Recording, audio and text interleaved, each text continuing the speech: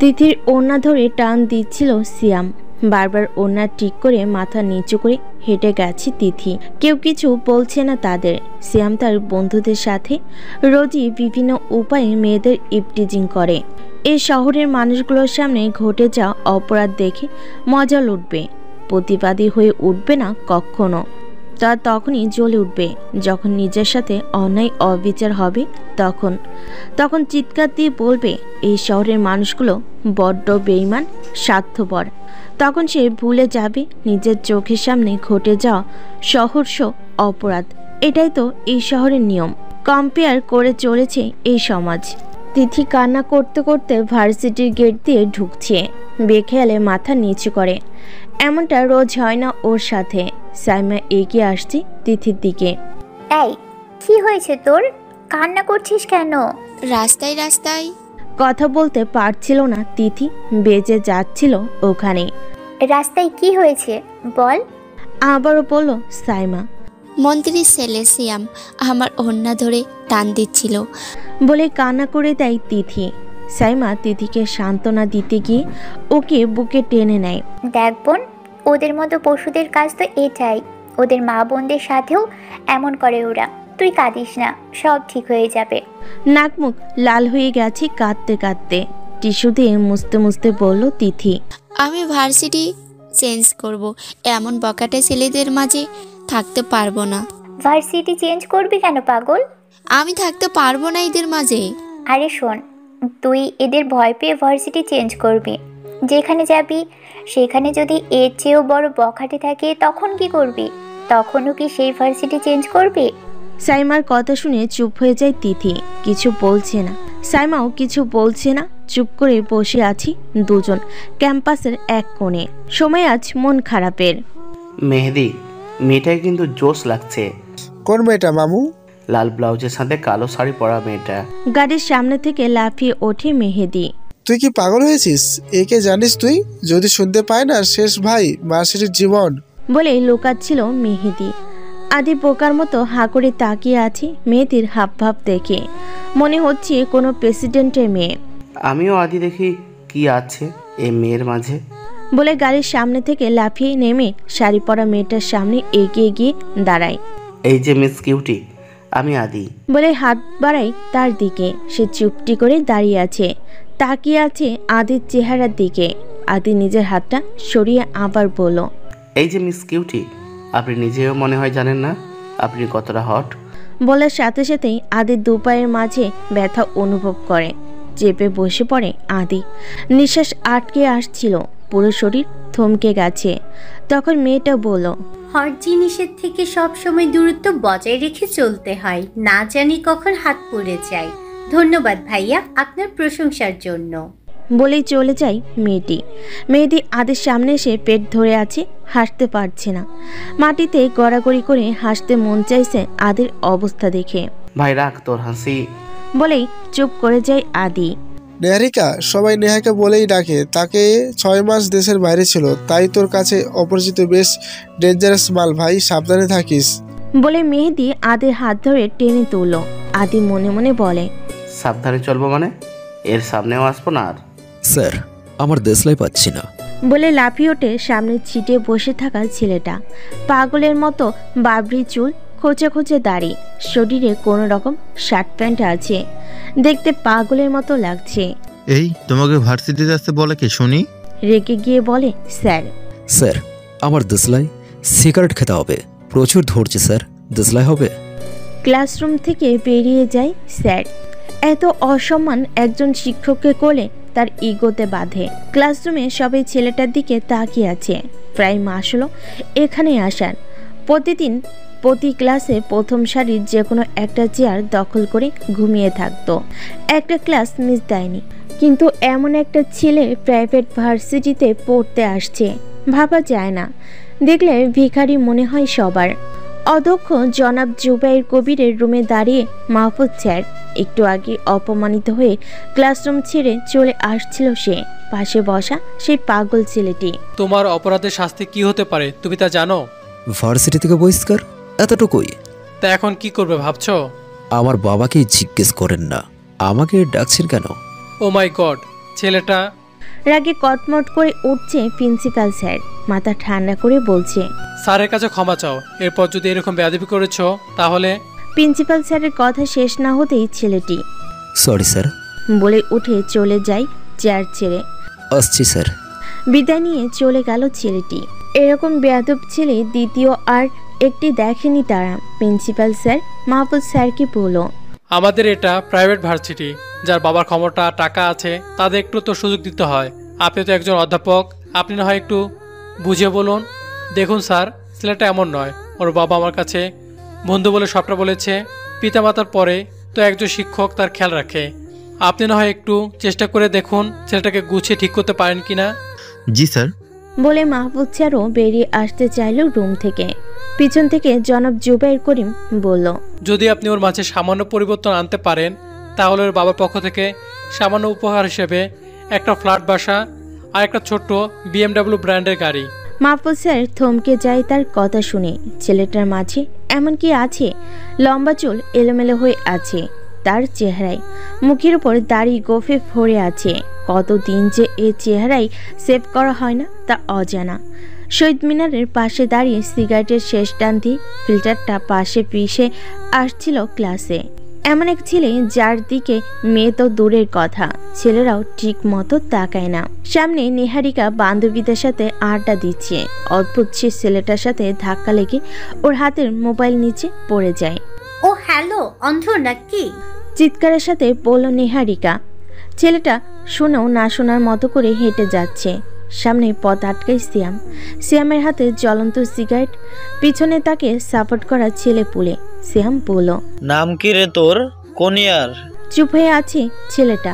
বারবার জিজ্ঞেস করে এখন বুকে ধাক্কা দিয়ে বলল সিয়াম। কি রে, তোর কথা কানে যাচ্ছে না? বলে একটা থাপ্পড় দেয় ওর গালে। চোখ বুজে যায় ছেলেটার। রক্তলাল টুকটুকে হয়ে জমা হয়েছে ছেলেটার চোখে। চুলের আড়ালে সে চোখ লুকিয়ে গেছে। দাঁতে দাঁত চেপে বলল, রাফসান, রাফসান ইসলাম নাম আমার, BBA 3rd সেমিস্টার। সিনিয়রদের সম্মান দিতে হয় জানিস না বেয়াদব? নিহারিকার কাছে ক্ষমা চা, নাই তো। বলে আরও একটা থাপ্পড় মারে ওর গালে। নিহারিকা এর মধ্যে রাফসানের পাশে এসে দাঁড়ায়। মাথা ঘুরিয়ে নিহারিকার চিকন ঠোঁটে ওর নিকটনের পড়ে যাওয়া ঠোঁট এক করে ফেলে।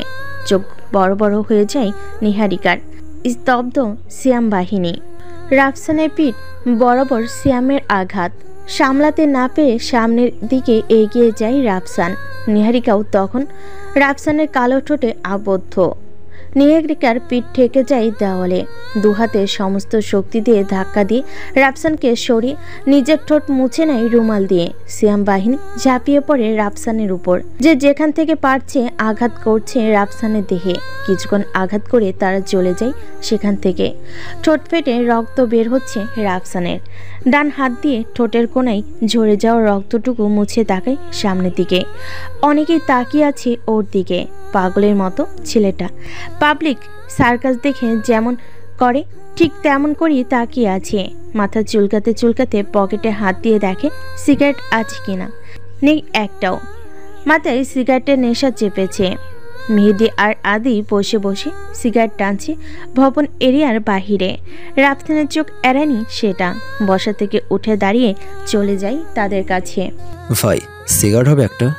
কথাটা বলে মাথা চুলকাচ্ছে রাফসান। আদি ভ্যাবাচাকা খেয়ে তাকিয়ে আছে ছেলেটার দিকে। এর আগে কখনো দেখেনি তারা। আদি মনে মনে ভাবে জুনিয়র হবে, তাই জিজ্ঞেস করে, কত সেমিস্টার? ভাই 3য় সেমিস্টারে। স্বস্তির নিঃশ্বাস ফেলে আদি। সেম ব্যাস, মনে হয় অন্য ডিপার্টমেন্টের। তা আগে কখনো দেখিনি যে এই ক্যাম্পাসে। মাসখানেক হলো এসেছি ক্যাম্পাসে। হে, আমি মেহেদি আর ও আদি, সেই ব্যাচ। হাত বাড়িয়ে দেয় মেহেদি। ভদ্রভাবে রাফসানও হাত বাড়িয়ে দিয়ে বলে, আমি রাফসান। বলেই পাশে বসে তাদের। সিগারেট দে একটা। এবার মেহেদি স্তব্ধ হয়ে যায়। মাত্রই দেখা হলো আর এখনই তুই তুকারি করছে। তুই তো ভাই আজব জিনিস। একটু আগেই তো সিয়ামের হাতে উদ্যমাদম খেয়ে আসলে, আর এখন এমন স্বাভাবিক কেমন করে? মেহেদি কথাটা বলে পকেট থেকে ডার্বি ব্র্যান্ডের একটা সিগারেট বের করে দেয়। রাফসান কোনো কথা না বলেই আগুন জ্বালায় সেটাতে। স্বাদ নাই, কেমন যেন ভ্যাপসা ভ্যাপসা লাগে। কিন্তু কিছু বলল না রাফসান। আপাতত এটুকু দিয়েই চালাতে হবে। কোনো ক্লাস নেই আজ। ক্লাস থাকলেও হয়তো ক্লাসরুমে টেবিলের সাথে মাথা টেকে ঘুম ছাড়া আর কিছুই হতো না রাফসানের। ভার্সিটির প্রধান গেট থেকে বেরিয়ে হাঁটতে শুরু করে সে। পিছন থেকে কারো ডাক শুনে সেদিকে তাকাই রাফসান। মাহফুজ স্যার। এ রাফসান, দাঁড়াও। জি স্যার। কোথায় যাচ্ছ? বাসায় স্যার। গাড়ি নেই তোমার? আছে স্যার। তাহলে হেঁটে যাচ্ছ কেন? সৃষ্টিকর্তা আমাদের শরীরে দুটো পা দিয়েছেন, যা দামি গাড়িতে চড়ার চাইতে বেশ আরামদায়ক। আমি তা দিয়েই চলাচল করি। কষ্ট হয় না তোমার? স্মৃতিতে ডুবে যাওয়া নৌকার মাঝি আমি স্যার। কষ্ট কি জিনিস জানি না আজও। এত গভীর কেন তুমি? হেসেই থমকে যায় রাফসান। চোখের কোণে ছলছলে জল জমেছে। মাহফুজ স্যার বুঝতে পারে তার জীবনের অধিকাংশ কষ্টেই অতিবাহিত হয়েছে। মাহফুজ স্যার বলেন, সিগারেট খাবে? মাথা নিচু করে আছে রাফসান।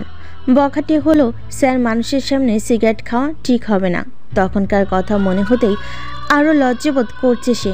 স্যারের সাথে বেয়াদবি করা ঠিক হয়নি। মাথা তুলে রাফসান বলল, সরি স্যার, ক্লাসরুমের ঘটনার জন্য আমি তখন অন্য স্থানে ছিলাম। ইটস ওকে ইয়াংম্যান, এই সময় একটু একটু হয়। সিগারেট নিতে পারো বন্ধু হিসাবে। এখন ক্লাসে কিংবা ভার্সিটির ভিতরে নেই যে স্যার ভাববে, বন্ধু ভাবতে পারো। মাহফুজ স্যারের কথা শেষ না হতেই তার হাতে সিগারেটটা টান দিয়ে নিয়েই বলে, আরে আর কি যে বলবো, এমন পরিস্থিতিতে আছি বলার বাহিরে। সিগারেটের ধোয়া আর কাজ হয় না, ঘাঁচা লাগবো, পারবি এনে দিতে? বলে রাফসান মাহফুজ স্যারের কাঁধে হাত রাখে। ভয়ে হাঁটু কাঁপতে শুরু করে মাহফুজ স্যারের। ছেলেটা নিশ্চয় পাগল হয়েছে, মনে মনে বলে। রাফসানের হাতটা সরিয়ে পিছন ফিরে এক দৌড়। কে দেখে মাহফুজ স্যারকে। রাফসান হাসছে মন খুলে।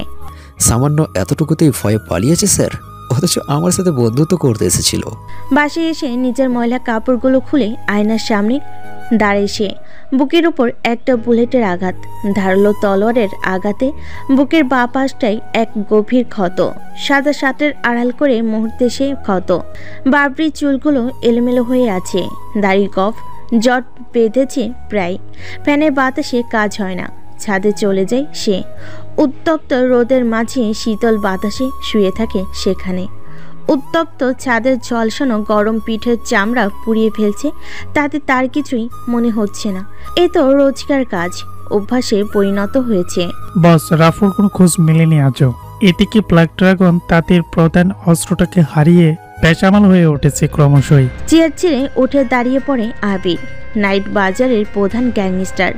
গত 17 বছর ধরে ব্ল্যাক ড্রাগনকে মুছে ফেলার স্বপ্ন দেখে, কিন্তু স্বপ্ন যে স্বপ্নই থেকে যায় সেটা তাদেরকে বোঝাবে। সিগারেটের টান দিয়ে আবির বলল, যে করেই হোক আমার রাফুর দেহ থেকে আলাদা মন্ডু চাই। যে এনে দিতে পারবি তাকে পুরো একটা শহর দিয়ে দেব। কিন্তু বস, আমাদের মাঝে যে এই রাফুকে সামনাসামনি দেখেছে তাকে আর জীবিত পাওয়া যায়নি। আমরা চিনব কিভাবে সে রাফু? গম্ভীর প্রশ্ন। আবির ভাবনায় ডুবে যায়। হঠাৎ করেই পাশ থেকে আলিফ বলে, বস, যেহেতু আমরা কেউ রাফুকে চিনি না, কিন্তু ওদের গ্যাংয়ের মেম্বারদের তো চিনি। মূল গ্যাংয়ে না ঢুকে শহরের মাঝখানে লুকানো সদস্যদের নির্যাতন করলেই তো বের করতে পারি। সবচেয়ে ভালো হবে মেয়ে সদস্যদের নির্যাতন করলে কাজটা সহজ হবে বলে মনে হয় আমার। অগ্নি দৃষ্টিতে তাকাই আবির আলিফের দিকে। মাথা নিচু করে ফেলে সে। আবির বলে, ভালো আইডিয়া। তোরা আলিফের বলা কাজ অনুযায়ী সন্ধান শুরু করে দে। দেখি বেটা রাফু কতদিন গর্তে লুকিয়ে থাকে। রাত তখন 12টা। জিন্স আর টি শার্ট পরে বাইক চালাচ্ছিল সাইমা। খোপায় বাঁধা চুলগুলো ঘাড়ের এক পাশ হয়ে আছে, অন্য পাশে ছোট্ট করে একটা কালো ড্রাগনের ছবি। সমস্ত দেহের আকর্ষণ ওই ড্রাগন। তার পথ আটকায় গোটা 10 ছেলে, বেস্ট সিরিয়াল কিলার সবগুলো। বাইক থামিয়ে ওদের সামনে দাঁড়িয়ে সাইমা। সামনে থাকা ছেলেদের মধ্যে একজন বলে উঠল, মিউ, দ্য ব্ল্যাক ড্রাগনের সিক্রেট এজেন্ট। চমকে ওঠে সাইমা। তার সিক্রেট নাম কি করে জানলো তারা? পিছন ফিরে দৌড়ে পালানোর জায়গা নেই, ঘেরাও করে ফেলেছে তারা। তবুও সে পালানোর চেষ্টা করে। বিতা হয়ে পড়ে আছে পিচঢালা রাস্তায়। গাল ফেটে রক্ত ঝরছে, ঠোঁটের পাশ বেয়ে বেয়ে চলছে রক্তের স্রোত। হেলমেটটা পড়ে আছে রাস্তার এক পাশে। এমন সময় ওদের মধ্যে দুজন ওর হাত ধরে আছে, আর একজন বুকের কাপড় টেনে ছিঁড়ে ফেলার চেষ্টা করছে। হঠাৎ থমকে যায় সমর। মিওর বুকের উপর ধরা হাত দুটো দেহ থেকে আলাদা হয়ে গেছে। কাটা হাত দুটো পড়ে আছে মিওর শরীরের উপর। 10 জন সিরিয়াল কিলার তাকিয়ে আছে সামনে। তলোয়ার হাতে দাঁড়িয়ে আছে এক মধ্যবয়স্ক যুবক। লাল রক্তে ভেজা সেই তলোয়ার। মিউ হাসছে। রক্তে মেখে গেছে ওর সমস্ত মুখ। হাত দিয়ে পরিষ্কার করেই বলল, তোদের বাপ এসে গেছে বলে আবারও পৈশাচিক হাসি হাসছে সে। আলিফ মিউর মুখ বরাবর একটা লাথি মেরে দাঁড়িয়ে রাফুর সামনে। কালো রেনকোট শরীরে জড়ানো তার। বড় বড় চুলের মাঝে কালো কাপড়ে বাঁধা তার মুখ। দমকা হওয়ায় জড়িয়ে গেছে এই শহর। সামনে 10 জন সিরিয়াল কিলার, একাই সামনে দাঁড়িয়ে রাফু। নিস্তব্ধতা ছেয়ে যেতেই ঘোর অন্ধকার নেমে আসে। যতক্ষণে সে অন্ধকার পরিষ্কার হয়ে আসছে ততক্ষণে সামনে 2 ফুট স্তূপ কাটা লাশের উপর দাঁড়িয়ে রাফু, হাতে আলিফের কাটা মাথা। মিউ নিজের ঠোঁট মুছে বসে রাফুর সামনে। এক হাঁটু পিছঢালা রাস্তায় অন্য হাঁটুতে ভর দিয়ে মাথা নিচু করে আছে। হঠাৎ করে রাফু মিউর চুল ধরে টেনে তুলে পাশের দেওয়ালে ঠেকিয়ে তলোয়ারটা ওর বুকে আধা ইঞ্চি ঠেকিয়ে বলল, রাফু। ওরা কারা ছিল? রাফুর চোখে অগ্নিদাহ জ্বলছে। বুকের ব্যথায় কাতর মিউ। মিউ আজ পর্যন্ত রাফুর চেহারা দেখেনি, শুধু নামমাত্রই শুনেছে। রাফু এক আতঙ্ক। হঠাৎ সেই আতঙ্কের মৃত্যু হয়। দৈহিক মৃত্যু নয়, মানসিক মৃত্যু। কেন বা কিসের জন্য তা অজানা সবার কাছে, কিন্তু কাউকে খুঁজছে সে। কাদের কথা বলছেন? চোখে জল গড়িয়ে পড়ছে মিউর। রাফু আবার বলল, সেদিন রাতে কারা ছিল? আপনি কি বলছেন বস? আমি কিছুই বুঝতে পারছি না। সেদিন রাতে আমার আর আমার ভালোবাসার উপর কে বা কারা হামলা করেছে? আমি জানি না বস। আমি জানি তারা ব্ল্যাক ড্রাগনের লোক। আমি তাদের ফাইটিং টেকনিক দেখেই বুঝতে পারি ওরা ড্রাগনের কেউ। কিন্তু কে বা কারা আমার উপর অচেতন অবস্থায় হামলা করেছে। তাদের মাঝে একজনের হাতের কাটা অংশও রয়েছে আমার কাছে, যেখানে ব্ল্যাক ড্রাগনের ট্যাটু লাগানো। বিশ্বাস করুন বস, আমি জানি না তারা কারা। এ নিয়ে দলের ভিতরে কথাও হয় না। ভিতরের কেউ এটা ধামাচাপা দিতে চাচ্ছে। বস, রিফাতের এক অ্যাক্সিডেন্টে হাত কাটা পড়েছে, সে খবর চলছে দলের ভিতরে খুব গোপনে। রিফাত কোথায় এখন? জানি না বস। রাফুর তলোয়ার মিউর বুক থেকে সরিয়ে আনে। রক্তের স্রোত বয়ে চলে মিউর বুকে। ক্ষত শরীরে বসে পড়ে সেখানে। রাফু ধোয়ার মতো মিশে যায় শহরের বুকে। সকাল তখন 10টা। সকল পত্রিকার হেডলাইন, আগন্তুক এই শহরের মৃত্যুর খোঁজ, লাশের পাহাড় রাতের অন্ধকারে। আবিরের টেবিলের উপর খবরের কাগজ পড়ে আছে। আলিফ সহ আরও 10 জন সিরিয়াল কিলারের লাশের ছবি স্পষ্ট। নির্মমভাবে হত্যা করা হয়েছে তাদের। অন্তু মাথা উঁচু করে বলল, বস, আলিফ তো কাল ড্রাগনের একজন এজেন্টের কাছে গিয়েছিল তাকে হত্যা করার জন্য, কিন্তু অন্তুকে থামিয়ে আবির বলল, ওদের মৃত্যু কি কোনো পুলিশের হাতে হয়েছে? না বস। তাহলে কি ওই এজেন্টের হাতে? মনে হয় না বস। একটা মেয়ে হয়ে 10 জন বেস্ট কিলারের সাথে পেরিয়ে ওঠার কথা না। তাহলে কাজটা রাফুরই হবে। আলিফ মরে গেছে ঠিকই, কিন্তু মরার আগে আমাদের অর্ধেক কাজ করে দিয়ে গেছে। রাফু এই শহরে আছে কোথা ঘুপটি মেরে। উত্তরা থানায় লাশগুলো রিপোর্ট করা হয়। বেশ ক্রিটিক্যাল কেস মনে হচ্ছে। ক্রিমিনাল কোনো কুলু ছেড়ে যায়নি এখানে। সব কয়েকটি লাশের থেকে দেহের অংশ বিশেষ আলাদা আলাদা করে ফেলা হয়েছে। খুনি কোনো মামুলি একজন নয়, কয়েকজন হতে পারে। কিন্তু কেন এমন হয়েছে? কোনো গ্যাংওয়ার নয় তো? তাহলে তো বেশ বড় সমস্যা। চিন্তায় মগ্ন সাব ইন্সপেক্টর হুমায়ুন কবির। কেসটা ঘেটে দেখতে হবে। পার্সোনাল বাইকটা নিয়ে বাইর হয় ঘটনাস্থলে। শহরের মাঝামাঝি জায়গায় ঘটনাটি ঘটেছে। ঘটনাস্থলটি পুলিশের নজরদারিতে আছে। চারপাশে কেউ আসতে যেতে পারছে না। হুমায়ুন সেখানে পৌঁছে ঘটনাস্থল খুঁটিয়ে খুঁটিয়ে দেখছে। চারপাশে শুধু রক্তের ছাপ। একটু দূরেই এটিএম বুথ। সিসি ক্যামেরার দ্বারা বুথের চারপাশে নজরদারি করা হয়। সেখান থেকে কিছু পাওয়া যেতে পারে। হুমায়ুন কবির রাতের ভিডিও ফুটেজ সংগ্রহ করে থানায় ফিরে গোয়েন্দা বিভাগের সাথে মিটিং করে ভিডিও ফুটেজটা প্লে করে। সম্পূর্ণ ফুটেজে মিউর চেহারা অস্পষ্ট দেখা যায়নি। রাফুর চেহারায় কালো কাপড় বাঁধা, কিন্তু আলিফের সাথে থাকা সিরিয়াল কিলারদের অনেকে চিনতে পেরেছে। তারা বলে উঠল, এরা তো টপ সিরিয়াল কিলারদের মধ্যে আছে। ক্রিমিনাল রেকর্ডে তাদের অনেক ফাইলে ধুলো জমে গেছে। প্রমাণের অভাবে। হুমায়ুন কবির ভাবনায় ভেসে যায় প্রশ্ন তুলে। এরা যদি টপ সিরিয়াল কিলারদের মধ্যে থাকে তাহলে এদের যে একাই খুন করছে তার লেভেল কতটুকু চিন্তার বিষয়। যে করে হোক এই কিলারকে বের করতেই হবে। প্রথমে মেয়েটাকে খুঁজতে হবে কি বলেছে তার কাছে। এলোমেলো চুলে রাফসান প্রবেশ করে ভার্সিটির প্রধান গেট থেকে। শ্যাম তার বন্ধুরা ক্যাম্পাসের একপাশে বসে এক মেয়েকে জার্গিং করছে। ওনা নিয়ে নিচ্ছে তার, নাচতে বলছে একটা বাজে গানে। মেয়েটা মনে হয় তত সুবিধা নয়, ওই টাইপেরই মেয়ে। চোখের কোনো ভয় নেই, লজ্জা নেই, তাদের ইশারায় নাচছে। মাথা নিচু করে কেটে পড়ে সেখান থেকে। হাতে একটা বই নিয়ে রাফসানের পাশে এসে দাঁড়ায় মাহফুজ স্যার। হ্যালো ইয়াংম্যান। হ্যালো, কেমন আছো তুমি? বিষাদে জর্জরিত। তা এই বিষয়টার কারণটা কি জানতে পারি? স্যার, আপনার মেয়েকে আমার সাথে বিয়ে দেবেন কি? ইম্পসিবল। তাহলে এত পার্সোনাল প্রশ্নের উত্তর জানতে যে লাভ নেই। তুমি তো দেখছি। স্যারের কথা মুখ থেকে টেনে নিয়ে রাফু বলল, থাক স্যার, প্রশংসা করতে হবে না। ইডিয়েট। জন্মগত স্যার। অসভ্য।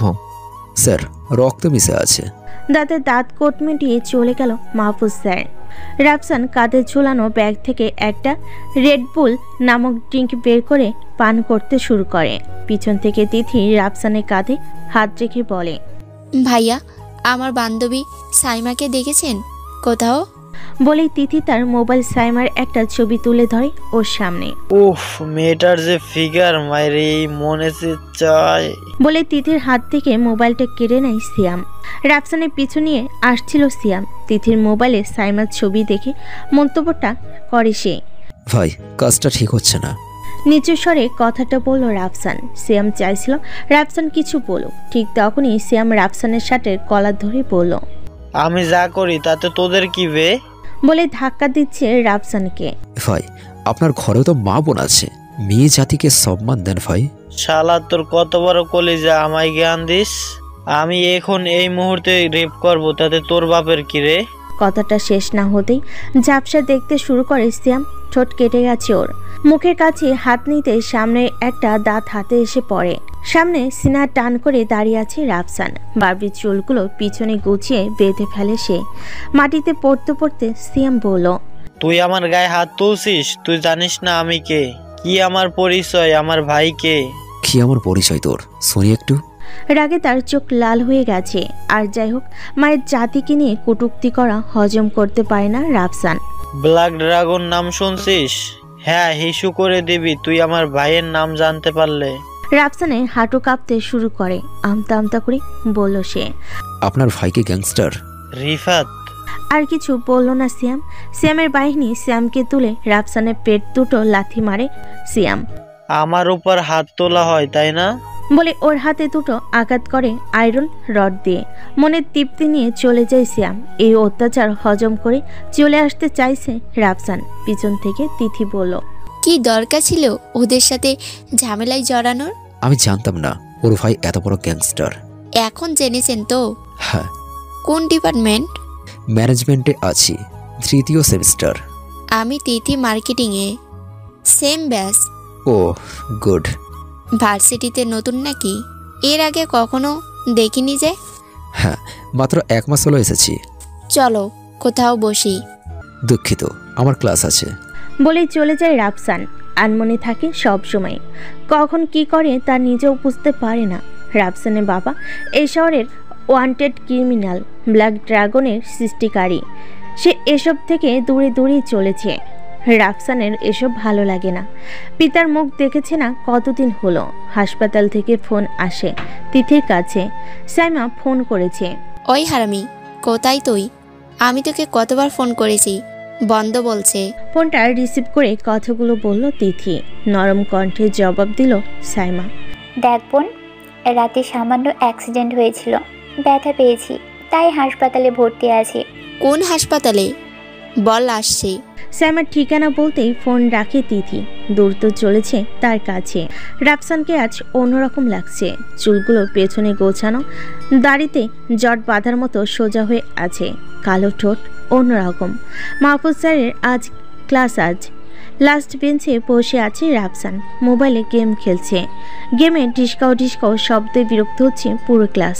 বিরক্ত হয়ে মাহফুজ স্যার বলল, এই হ্যালো, ক্লাসে ভালো না লাগলে বের হয়ে যাও আমার ক্লাস থেকে। তুই আর তোর বোরিং ক্লাস তুই কর।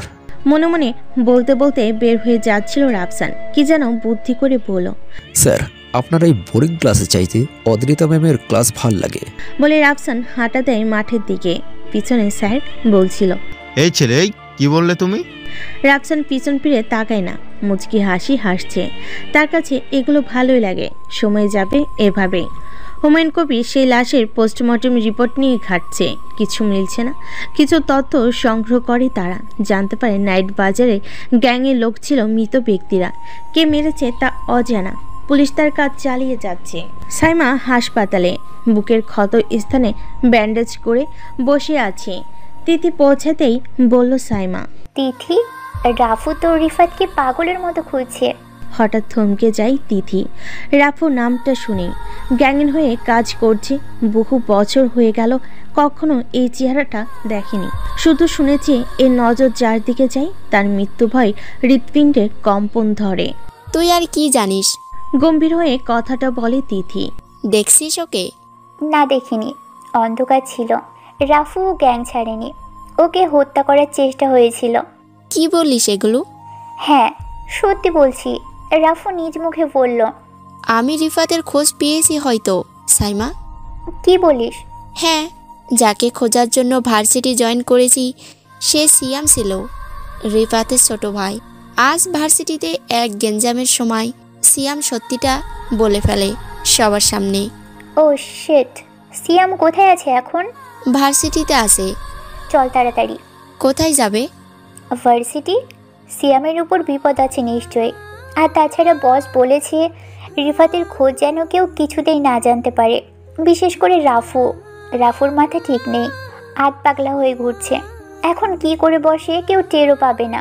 তাই গতকাল রাতে যখন আমার কাছে জিজ্ঞেস করেছিল তখন মন গড়া ইতিহাস বলে দিয়েছি। কিন্তু রিফাত তো ড্রাগনের বেস্ট কিলার, তাহলে রাফু ওকে মারবে কেন?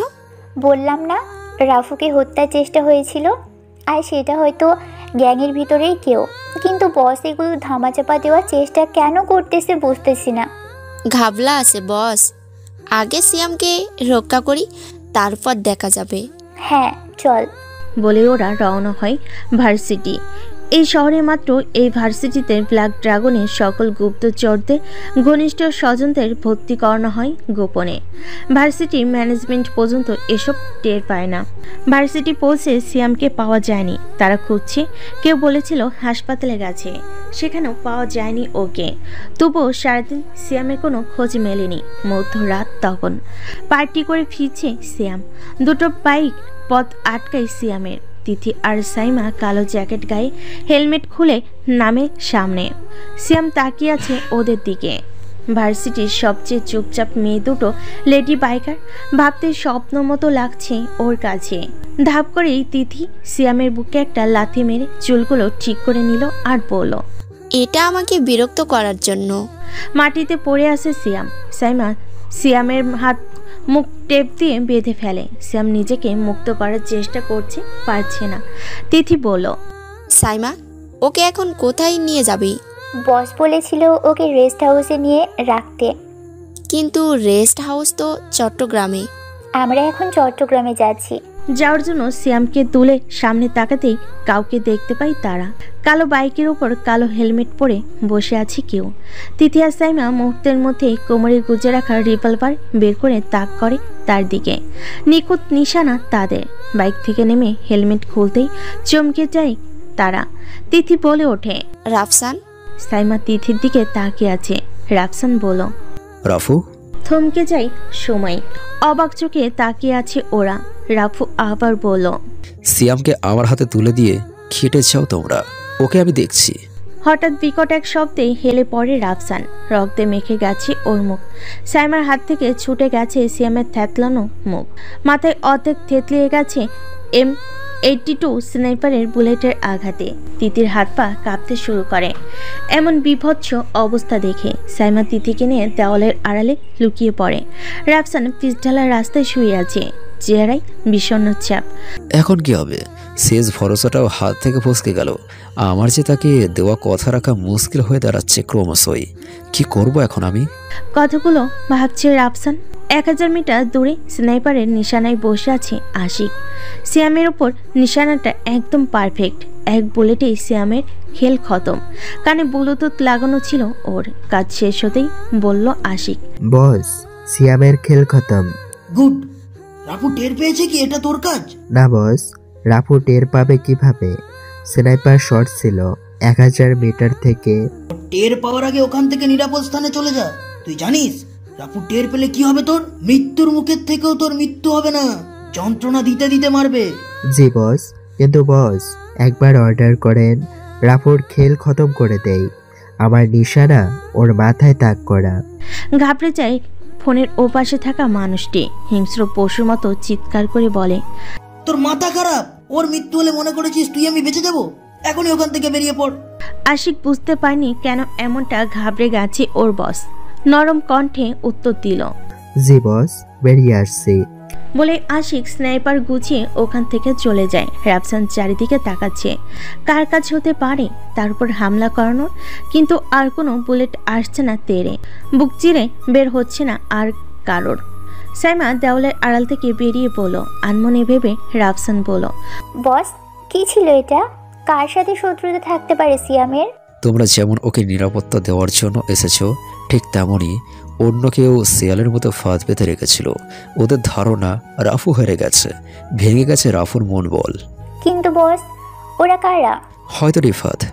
কিন্তু রিফাত তো সিয়ামের ভাই। সিয়ামকে কেন মারবে ও? নিজেকে বাঁচাতে মানুষ কত কিছুই না করে। নিজের গর্ভধারিণী মাকেও হত্যা করে মানুষ। আর এ তো তুচ্ছ ভাই। মানুষ এমন? কিন্তু বস আপনি তো রিফাতের নাগাল থেকে দূরে সরে গেলেন, শেষ আশাটুকুও হারালেন। যেখানে শেষ দেখ সেখানে শেষ হয় না, শেষ থেকেও কখনো শুরু হয়। বস কি করবেন এখন? তোমরা বাসায় যাও, আমার মিশন আমি নিজেই শেষ করব। বলে রাফু চলে যাচ্ছিল সেখান থেকে। হঠাৎ হামলা হয় ওদের উপরে। আবির দলবল সামনে থেকে ধেয়ে গুলি করতে করতে আসছে। সাইমা তিথি আবারও দেওয়ালের পিছে নিজেদের দেহ লুকিয়ে ফেলে। রাফুর ডান কাঁধে একটা বুলেট ছিদ্র করে ঢুকে যায়, মাটিতে লুটিয়ে পড়ে। অন্ধকারে ধোঁয়াশা নামে রাফুর চোখে। ঝাপসা চোখে হৃদয়ে লুকানো সে চেহারা ভাসছে। মিমের অস্তিত্ব দাঁড়িয়ে আছে সামনে। চোখ বুজে আসছিল রাফুর। আবিরের দলবল ঘিরে আছে রাফুকে। তাদের মধ্যে একজন জাগির আবিরের কাছে ফোন করে বলল, বস রাফুর খেলা শেষ, সামনেই ঘায়েল অবস্থায় পড়ে আছে। চিৎকার করে উঠল আবির, ঘায়েল না, একদম শেষ করে ফেল, একদম শেষ। কথাটা শেষ না হতেই জাকিরের সামনে ওর সাথী দলবল সবার মাথা থেতলিয়ে যাচ্ছে। হইচই বেঁধে গেছে তাদের মধ্যে। লুকানোর জায়গাটাও খুঁজে পাওয়া যাচ্ছে না। যেখানে যাই সেখান থেকে বুলেট ছুঁড়ে এসে বুক চিরে বের হয়ে যাচ্ছে তাদের। জাকির মাথার উপরে তাকিয়ে দেখে বিল্ডিংয়ের চারপাশে স্নাইপার হাতে দাঁড়িয়ে আছে আব্দুল্লাহ, মুশফিক, হাসান, রিয়াজ আরও অনেকেই। শস্য করে চারপাশটা কালো গাড়ি এসে থামে। জাকির নিজের হাতের অস্ত্র ফেলে দিয়ে হাঁটু গেয়ে বসে পড়ে। হাত দুটো পিছনে ঘাড়ে রাখে। রাফু পড়ে আছে পিচঢালা রাস্তায়। রক্তের স্রোত বয়ে চলেছে সেখানে। দ্রুত দৌড়ে এসে বুকে জড়িয়ে নেয় শহীদ হাসান, রাফুর বাবা, ব্ল্যাক ড্রাগনের লিডার। রক্তে লাল হয়ে গেছে শহীদ হাসানের হাত। থরথর করে কাঁপছে হারানোর ভয়, প্রিয় কাউকে হারানোর ভয়ে। স্যার আচ্ছন্ন সেই মায়াটি রাফুকে ডাকছে হাত বাড়িয়ে। নিঃশব্দে চোখ বুজে যায় তার। সমস্ত অন্ধকার জগতে খবর হয়ে যায় রাফুর মৃত্যুর সংবাদ। কিছু লোক মানছে রাফু মারা গেছে, কিছু লোক বলছে রাফু এমন এক ভয় যা অন্ধকার জগতে কখনোই হারাবে না। হঠাৎ একদিন হাজির হবে অন্ধকারে, শুশু করে দিবে সব। অতি উল্লাস মৃত্যুর পূর্বাভাস আসবে একদিন। প্রায় 7 দিন পর আয়নার সামনে দাঁড়িয়ে চোখে কাজল দিচ্ছে সাইমা। কালো শাড়ির মাঝে কোমরে উকি দিচ্ছে কালো তিলটা। শ্যামলা দেহের রঙের মেয়েটার চোখে অদ্ভুত এক মায়া কাজল দিচ্ছে চোখে। পাশের বেডে শুয়ে আছে রাফু। দুজন নার্স দেখাশোনা করছে তাকে। নিরাপত্তার জন্য সাইমা আর তিথির বাসায় রাখছে রাফুকে। ডান কাঁধে বুলেটের আঘাত করে জ্ঞান হারিয়ে ফেলে তাৎক্ষণিক। মোটামুটি সুস্থ হয়ে আসছে রাফু। জাকিরকে খাইয়ে খাইয়ে শরীরে শক্তি যোগাচ্ছে। পশুটাকে হজম করতে হলেও তাকে একটু মোটা জাতকর্ম করতে হয়, তেমনি করছে জাকিরের সাথে। না হয় মেরে তৃপ্তি পাবে না রাফু। রাফুর মৃত্যুর সংবাদ শুনে স্তব্ধ হয়ে গেছে পুরো অন্ধকার জগৎ। আবিরের সন্দেহ হচ্ছে ব্ল্যাক ড্রাগনের পদক্ষেপের উপর। একদম নীরব। ঝড় আসার আগে যেমন নিস্তব্ধতায় ছেয়ে যায়, তেমনই নিস্তব্ধতা ছেয়ে আছে। আতঙ্কিত হয়ে আছে আবির। জাকির ব্ল্যাক ড্রাগনের হাতে বন্দি। কখন তারা কোন দিক থেকে হামলা করে সে আতঙ্কে খাওয়া দাওয়া প্রায় ছেড়ে দিয়েছে। এমন হলে চলবে না। দলের শীর্ষ নেতাদের মিটিং করে সিদ্ধান্ত নিচ্ছে হামলা করতে হবে ব্ল্যাক ড্রাগনের উপর। এই সরে দাঁড়াও তোমরা, আমি দেখছি বলে নার্সদের সরিয়ে সাইমা হাতে স্যাভলন ভিজানো কাপড় নিয়ে রাফুর শুকনো ক্ষতর উপরে মুছে দিচ্ছে আর বলছে, কেমন লাগছে এখন? দুর্বল লাগছে শরীর। একটু বিশ্রাম নিলে সব ঠিক হয়ে যাবে। সাইমা কথা বলছিল আর মুছে দিচ্ছিল ওর ক্ষত স্থান। চুলগুলো বারবার রাফুর মুখে আসছিল। বিরক্ত হচ্ছে ও বারবার। দরজা ঠেলে রুমে আসছে তিথি। হালকা ফর্সা দিয়ে টপ শার্ট টাইট গেঞ্জি পরে আসছে। গলার কাছ থেকে হালকা নিচের বুকের উপরের তিলটা নজর কাড়ে রাফুর। হাঁ করে তাকিয়ে থাকে ওর দিকে। শুকনো ঠোঁটে কতদিন বৃষ্টি নামেনি সেটা গুনতে চেষ্টা করছিল রাফু। আদর্শা হয়ে রাফু বলল, তোমাকে সুন্দর মানিয়েছে তিথি। Thank you boss. যত সব নষ্টামি বলে মুখ ভেঙিয়ে চলে গেল সাইমা। কথাটা আসতে বলেও রাফুর কান পর্যন্ত পৌঁছায়। সে কিছু বলেনি রাফু। সাইমা চলে যাওয়ার পর বলল রাফু, কি করছে এখন? কিছু না বস, এই তো আপনার সেবায় নিয়োজিত। আমার সেবা তো নার্স করতেছে। না মানে হই আর কি, দেখাশোনা করি। কোথায় দেখাশোনা করো দেখি? বস কি যে বলেন না, দেখাশোনা কিভাবে করে থাকি দেখানো যায়? কেন দেখানো যাবে না? দেখার এতই যখন শখ, দেখিয়েই দিচ্ছি। বলে ফিটিং গেঞ্জিটা উপরে উঠিয়ে পিছন থেকে CZ-75 SP-01 মডেলের পিস্তলটা রাফুর দিকে তাক করে।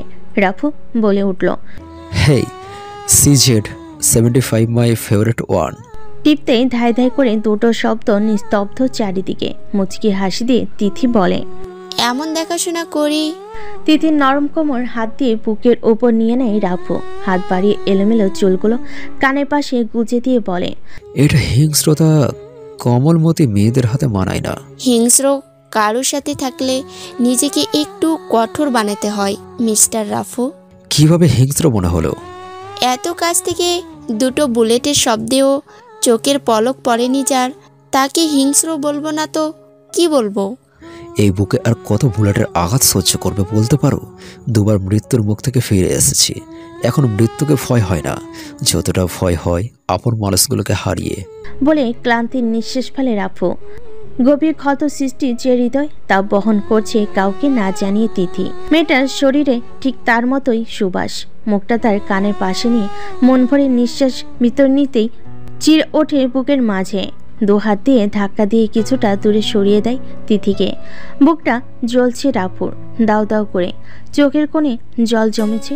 নরম ঠোঁট থরথর করে কাঁপছে। মুহূর্তে নিঃশ্বাস আটকে গেছে ভিতরে। দাউ দাউ করে জ্বলছে কিছু। দুক দুক করে শব্দ হচ্ছে ভিতরে। তিথির ঠোঁট রাফুর বিষাক্ত ঠোঁটে একাকার। সমস্ত শরীরে রিল্যাক্স মোডে চলে আসছে আস্তে আস্তে। নিজেকে মুক্ত করে বিছানা ছেড়ে উঠে যায় তিথি। রাফু নিস্তব্ধ। সিগারেট আছে তিথি? না বস। বাহির থেকে আনতে পারবে? জি বস। একটা আকিজ বিড়ি আর ব্যানসনের প্যাকেট একটা। জি বস। আকিজ বিড়ি। অবাক হওয়ার মতো হাঁ করে আছে তিথি। রাফসান বলল, দুনিয়াতে সব কিছুর স্বাদ একটু একটু নিতে হয়, তবে আকিজ বিড়ি একটু স্পেশাল কিছু না? না বস। এটার নেশায় বুক ছিঁড়ে যায়, যা দামি ব্র্যান্ডে পাওয়া যায় না। কিন্তু বস। আমি কোনো কিন্তু খুঁজতে চাই না তিথি, আমার লাগবে এটাই সমাপ্তি। তিথি আর কোনো কথা বলল না। চলে গেছে রাফুর রুম থেকে। নার্স দুটোকেও বাহিরে করে দেয় রাফু। দেহে জড়ানো নীল রঙের একটা কাপড়ের মতো কিছু, তা খুলে দাঁড়ায় আয়নার সামনে। বুকের ডান পাশে বড় একটা ক্ষত। ছুরির আঘাতে সেই ক্ষতর সৃষ্টি, বুলেটের দাগটাও রয়েছে তার পাশে। বুকে হাত রেখে ভাবছে তার কথা দিয়েছিল দুজন একসাথে ছোট্ট সংসার বাঁধবে। ছোট্ট তুফান এসে তছনছ করে চলে গেছে, নিয়ে গেছে রাত জাগা স্বপ্ন। যে স্বপ্নের প্রতিশোধের আগুনে বেঁচে আছে রাফু, নিজের সহযোগীদের খুঁজে বেড়াচ্ছে অন্ধকারে ভয়ানক মৃত্যু নিয়ে। 2 বছর আগে তখন এক বর্ষার সকালে রাফুর সিগারেট শেষ, বাইরে তুমুল বৃষ্টি, বাসায় ছাতাও নেই, বাইরে থেকে কাউকে নিয়ে আসতে বলবে তার কোনো উপায় নেই। 3/4 প্যান্টের সাথে সাদা একটা গেঞ্জি পরে বাইর হয়। বৃষ্টির মাঝেই দোকানগুলো প্রায় বন্ধ, ঝাঁপ ফেলে রেখে অনেক দোকানগুলোতে টং দোকানে কোণঠাসা মানুষের ভিড়। বিটেলে রাফু সিগারেট নিচ্ছিল, ঠিক সে সময় গা ঘেঁষে দাঁড়িয়েছিল মিম। কাক ভেজা চুলের দুষ্টু কিছু চুল লেপটে আছে গালে। অবাক হয়ে তাকিয়ে আছে রাফু। টুপটুপ বৃষ্টি বাতাসে থমকে গেছে, চারপাশে মানুষগুলো স্তব্ধ। মিমের গালে লেপটে থাকা চুনগুলো হাত দিয়ে সরিয়ে দেওয়ার চেষ্টা করতে গাল সরিয়ে নেয় মিম। নাক হকচকিয়ে কেমন যেন করলো মিম। অবশ্য করারই কথা, জানা নেই চেনা নেই, হঠাৎ এমন করা অসহ্যকর। ভয়ে তখন মিম কিছু বলতে পারেনি। রাফু তখনও হাঁ করে তাকিয়ে আছে মিমের দিকে। দোকানদার মামাকে বলছে, মামা এত সুন্দর জিনিস দোকানে রাখছো কখন থেকে? মামা কিছুই বুঝতে না পেরে বলল, কোন কি ভাই, মোর দোকানে কোন জিনিসটা সুন্দর দেখালেন? মামা তুমি তো দেখো না সুন্দর জিনিস তোমার দোকানে, নজর রাখো মামা, এই জিনিস যেন অন্য কারো না হয়। মামার মাথায় কিছু ঢুকছে না। মামা আবার বলল, কোন জিনিস হান ভাই? তুমি চিনবা না মামা, যার বুঝবার সে বুঝবে। ও বুঝছি মামা, মিম আপার কথা কইতাছেন। রাপু এই প্রথম মিমের নাম শুনছে। দুঃখ করে ওঠে ওর মনে। মিম মামার দিকে তাকিয়ে বলে, ওই মামা, তোমাকে কে বলেছে আমার নাম বলতে? যত সব, এসব মস্তান টস্তান যেন আমার দিকে না তাকায় মামা। বলে মিম বেরিয়ে গেল দোকানের আড়াল থেকে। বৃষ্টির প্রতিটা ফোঁটা ওকে ছুঁয়ে যাচ্ছে। হিংসে হচ্ছে রাফুর। এলাকার সবাই জানে রাফু ছোটোখাটো মাস্তান। পাড়ায় এসে আড্ডাবাজি এটা নিত্যদিনের কাজ। সে সুবাদে তাকে চিনে মিম। রাফুর নামে যে পুরো অন্ধকার জগৎ কাঁপে সে কথা সবার অজানা। মামা সিগারেটের টাকা পরে নিও। বলে রাফু বেরিয়ে পড়ে মিমের পিছে পিছে। বৃষ্টির ঝুমঝুম শব্দ, মেঘের গর্জনে স্তব্ধ শহর। এই যে সুন্দরী। মিম হাঁটছে কোনো শব্দ ছাড়াই, শীতে কাঁপছে। রাফুর সামনে দাঁড়িয়ে পথ আটকায় ওর।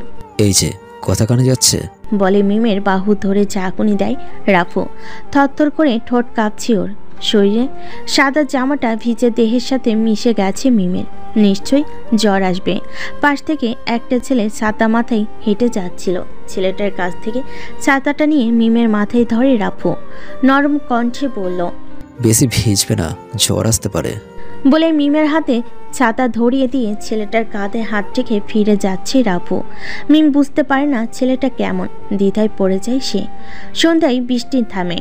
রাফু টং দোকানের মামার কাছ থেকে মিমের ঠিকানাটা পায়।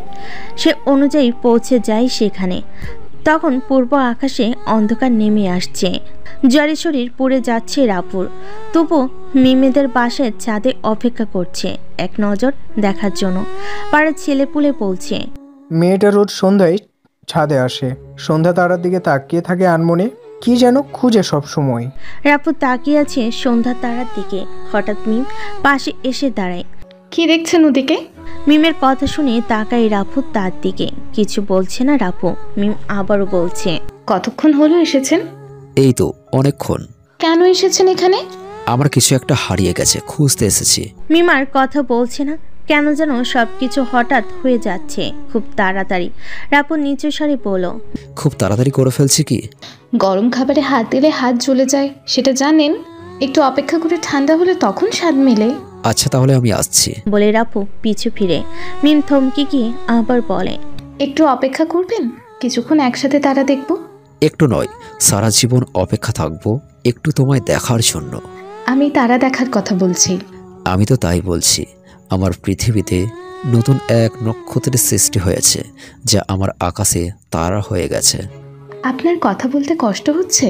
না, কষ্ট হয় না আমার। ঠিক তখনই মিম রাফুর কপালে হাত দেয়। পুড়ে যাচ্ছে হাত, জ্বর বেঁধেছে বেশ করে।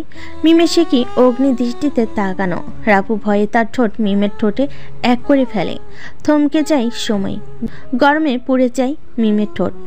ঠকঠক করে রুমের দরজায় টোকা দিচ্ছে তিথি। স্মৃতির বাহিরে বের হয়ে তিথির দিকে তাকিয়ে বলে, রাফু এনেছো? হ্যাঁ বলে রাফুর দিকে সিগারেটের প্যাকেট দেয়, সাথে দুটো আকিজ বিড়ি। রাফু একটা আনতে বলেছিল, দুটোতে ভালোই হবে। ছোট প্যান্ট পরা ছিল রাফু, তার উপরে জিন্স, তার টি শার্ট পরে তিথির সিজেড 75 পিস্তলটা রিলোড করে কোমরে গুজে বাহির হয়। তিথি বলছিল, কোথায় যাচ্ছেন বস? কাউকে উপরে পাঠাতে। আসবো বস? না, আমি একাই যাবো। তিথি দ্বিতীয়বার কথা বলার সুযোগ পায়নি। বাইরে গাড়ি দাঁড়িয়ে আছে। নিচে নেমে গাড়িতে উঠে পড়ল। সেক্টর 5-এর জাকিরকে রাখা হয়েছে। জাকিরের মৃত্যু সময় হয়ে এসেছে। দুর্বল লাগছে শরীর, তবু এখান থেকেই শুরু। শেষটা কখন হয় রাফুর নিয়তি। তখনই অপরিচিত নাম্বার থেকে একটা ফোন আসে। রিসিভ করতে শুনতে পাই, রাফু তোর মাল দুটো তো সেই জিনিস রাফু, বাসায় একা রেখে খুনের নেশায় বেরিয়েছিস। যা খুন করে আয়, আমি আয়েস করি একটু। আর শুনে রাখ, জাকিরের শরীরে ছিটে ফোটা ক্ষত হলেই তোর জিনিস দুটো শেষ। তিথির লাশ পাবি যদি জাকিরের কিছু হয়। আর সুন্দরী সাইমার লাশটা না হয় পরেই নিস, আগে আমার কাছে কিছুদিন থাক। আচ্ছা শোন, তুই কে আমি জানি না, ওদের দুজনকে কিছু করবি না, এটা আমার ওয়ার্নিং। তুই জাকিরকে একদম সুস্থ মতোই পাবি। বলে ফোন রেখে দেয় রাফু। টেনশনে চোখ বুজে যাচ্ছে তার। মোবাইল বের করে আব্দুল্লাহকে ফোন করে রাফু। বস অসময়ে কোথায় তুই এখন? উত্তেজিত কণ্ঠে রাফু কাঁপছে। দুর্বল শরীরে দুটি মেয়ের জীবন বন্দি এখন ওর ডিসিশনে। বস আপনার কণ্ঠ কাঁপছে, কোনো সমস্যা? আধা ঘন্টার মধ্যে আমার 200 লোক চাই। স্নাইপার AK-47 যা পারিস তা নিয়ে তৈরি থাক, আমি ফোন করবো তোকে। আচ্ছা বস। বলে ফোন রাখে আব্দুল্লাহ। রাফুর শরীরে ঝাঁকুনি দিচ্ছে বারবার। সেক্টর 5-এ এসে একটা বদ্ধ রুমে ঢুকে রাফু। কাঠের চেয়ারে বাঁধা জাকির। নিজের রাগ মেটাতে জাকিরের কাছে পৌঁছাতেই মুখ বরাবর এক আঘাত। পিছনে ছিটকে পড়ে সে, ঠোঁট কেটে রক্ত ঝরছে। রাফু ওর হাত পেতে গলায় পিস্তল ঠেকিয়ে নিয়ে চলেছে অপরিচিত মানুষের পাঠানোর ঠিকানায়। শহরের বাইরে খোলা মাঠ, পাশে ছোট্ট ছোট্ট কয়েকটি পাহাড়ের মতো ময়লার স্তূপ। সেখানেই জাকিরকে নিয়ে আসতে বলল। রাফু কোনো রকম দেরি না করেই সেখানে পৌঁছে যায়। হাতে গোনা 25 থেকে 35 জন বেস্ট কিলার চারপাশে অস্ত্র হাতে দাঁড়িয়ে আছে। জাকিরের মাথায় পিস্তল ঠেকে গাড়ি থেকে নামে রাফু। সামনে হৃদয়, তিথির চুল মুঠোবন্দি করে দাঁড়িয়ে আছে। রাফসান বলল, সাইমা কোথায়? একজনের বদলে একজনই যথেষ্ট। দ্বিতীয় জনকের কাপড় খুলছিলাম, সালি একটু বেশিই ছিল, তাই মেরে দিচ্ছি। বলে পিছনের দিকে পিস্তল তাক করে সাইমার লাশ দেখাই হৃদয়। তিথির চোখে বৃষ্টি ঝরছে। রাফুর দৃষ্টি অন্ধ হয়েছে। সাইমার দিকে তাকাতে কষ্ট হচ্ছে ওর। যাকে সেই সুযোগে হাত খুলে রাফুর পিস্তলটা নিয়ে দূরে সরে আসে। সবাই হা হা করে হাসছে। রাফুর সন্দেহ ঠিকই ছিল। ওরা রাফুকে শহরের বাইরে কেন ডেকেছে? রাফু নামক আতঙ্কের থেকে মুক্তি পেতে। আনন্দে হাসছে তারা। তাদের জয় নিশ্চিত ভেবে নিয়েছে। হৃদয় বলে উঠল, কোন শেষ ইচ্ছে? চুপ হয়ে আছে রাফু। ভিতরটা দুমড়ে মুচড়ে আসছে ওর। রাফু চোখ রাখতে পারে না সাইমার দিকে। অজান্তে চোখের জল গড়িয়ে পড়ে। সোয়েটারের শার্টটি খুলে সাইমার শরীর ঢেকে দেয় রাফু। রক্ত জমাট চোখে তাকাই হৃদয়ের দিকে। ও মা, ছেলের রাগ হচ্ছে বলেই হাউ হো করে হাসে তারা। তিথির চুল ছেড়ে দিয়ে রাফুর দিকে পিস্তল ঠেকায় হৃদয়। আলবিদা মেরা দোস্ত। চারিদিকে বাতাস ভারী হচ্ছে। রাফুর চোখ নিচের দিকে তাকিয়ে আছে। শ্যামলা দেহে বাতাসে ধুলোগুলো জমে যাচ্ছে। হালকা ঝড় বৃষ্টি হয়েছে মুহূর্তেই। চারিদিকে বাতাসে অন্ধকার হয়ে আসছে। শোষ শব্দ করা। চারিদিকে তাকিয়ে দেখছে কি হচ্ছে এসব। মাথায় রুমাল বাঁধা, হাতে কোস UMP মডেলের সাব মেশিন গান। পিছনে চোখ ধাঁধানো সৈন্যদল। চারপাশ থেকে ঘেরাও করে ফেলেছে হৃদয়কে। স্তব্ধ ওরা সবাই। রাফুর দাঁতে দাঁত মিশিয়ে হাসি দেখে থমকে যায় হৃদয়। হৃদয়ের সাথে থাকা বেস্ট কিলার ইঁদুরের মতো গুটিয়ে গেছে। অস্ত্র ফেলে দিয়ে আত্মসমর্পণ করে রাফুর কাছে। নাক বরাবর ধাই ধাই করে এক ঘুষি নিয়ন্ত্রণ না রাখতে পেরে মাটিতে পড়ে যায় হৃদয়। তিথি কান্না কণ্ঠে বলে ওঠে, রাপু ও সাইমার মৃতদেহের সাথে। আর কিছু বলতে পারে না তিথি, হামা করে কাঁদতে থাকে। প্রাণপ্রিয় বান্ধবী ছিল সাইমা, তাদের আপন বলতে কেউ ছিল না। দুজনের সব কিছু ছিল। রাপুর ভাবত ঘৃণা ধরে গেছে সামনে পড়ে থাকা হৃদয়ের প্রতি। আব্দুল্লার হাত থেকে অস্ত্রটা নিয়ে রাপু তাক করে হৃদয়ের দিকে, হাত জোর করে জীবন ভিক্ষা চাচ্ছে হৃদয়। রাপুর অন্তরে এদের প্রতি মায়া নেই, টিকারের চাপ দিয়ে রেখে দিয়েছে রাপু। দেহ থেকে পুরুষাঙ্গের অস্তিত্ব বিলীন হয়ে গেছে, মাঝে গর্তের সৃষ্টি। পেটের নাড়িভুড়ি বেরিয়ে আসছে তীব্র রাগে। 2 ম্যাগাজিন বুলেট আরো শেষ করে ও দেহে। সালা মানুষের মতো রক্ত ওর বলে অস্ত্রটা আব্দুল্লার কাছে দিয়ে সাইমার শরীরে আরো কিছু কাপড় জড়িয়ে চলে যায় রাপু। আব্দুল্লাহ বাকি 40 জনকে গাড়িতে তুলে 5টা গাড়ি বাইরে থেকে বন্ধ করে আগুন জ্বালিয়ে দেয় সবগুলো গাড়িতে। শত্রুর ক্ষমা নেই ব্ল্যাক ড্রাগনে। কাঁচা মাটির গন্ধে ভেসে আসছে মাত্র একটি দেওয়া কবর থেকে। বাঁশে ঘেরা দিয়ে কবরটাকে ঘেরাও করে দিয়েছে। হাঁটু গেড়ে বসে আছে রাফু। পাশে আরেকটা কবর। চোখের জল ফেলছে রাফু। হ্যাঁ, যে খুনটা করে তার চোখেও পানি ঝরে। পাশে সে দাঁড়ে তিথি, হামা করে কাছে রাফু। জীবনে দ্বিতীয় কোনো নারীর মৃত্যু নিজেকে দায়ী করছে সে। মাকে হারিয়ে আজ দ্বিতীয়বার কাঁদছে সে। চুপ হয়ে যায় রাফু, শুয়ে যায় কবরের পাশে। আজ থেকে অনেকদিন আগের কথা। সেদিন সন্ধ্যায় আবার বৃষ্টি নামে।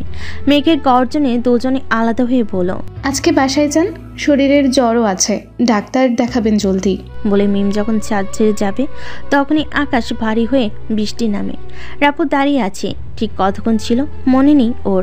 যখন চোখ খুলে রাপুর সামনে এক সাদা অ্যাপ্রন পরা ডাক্তার দেখে পাশে আরও কয়েকটি বেডে কিছু মানুষ শুয়ে আছে।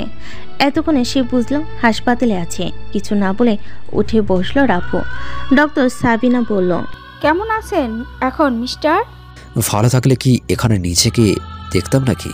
ডক্টর সাবিনা অবাক হওয়ার মতো তাকিয়ে আছে রাফুর মুখের দিকে। আশা করেনি এমন উত্তর মিলবে একজন রোগীর কাছ থেকে।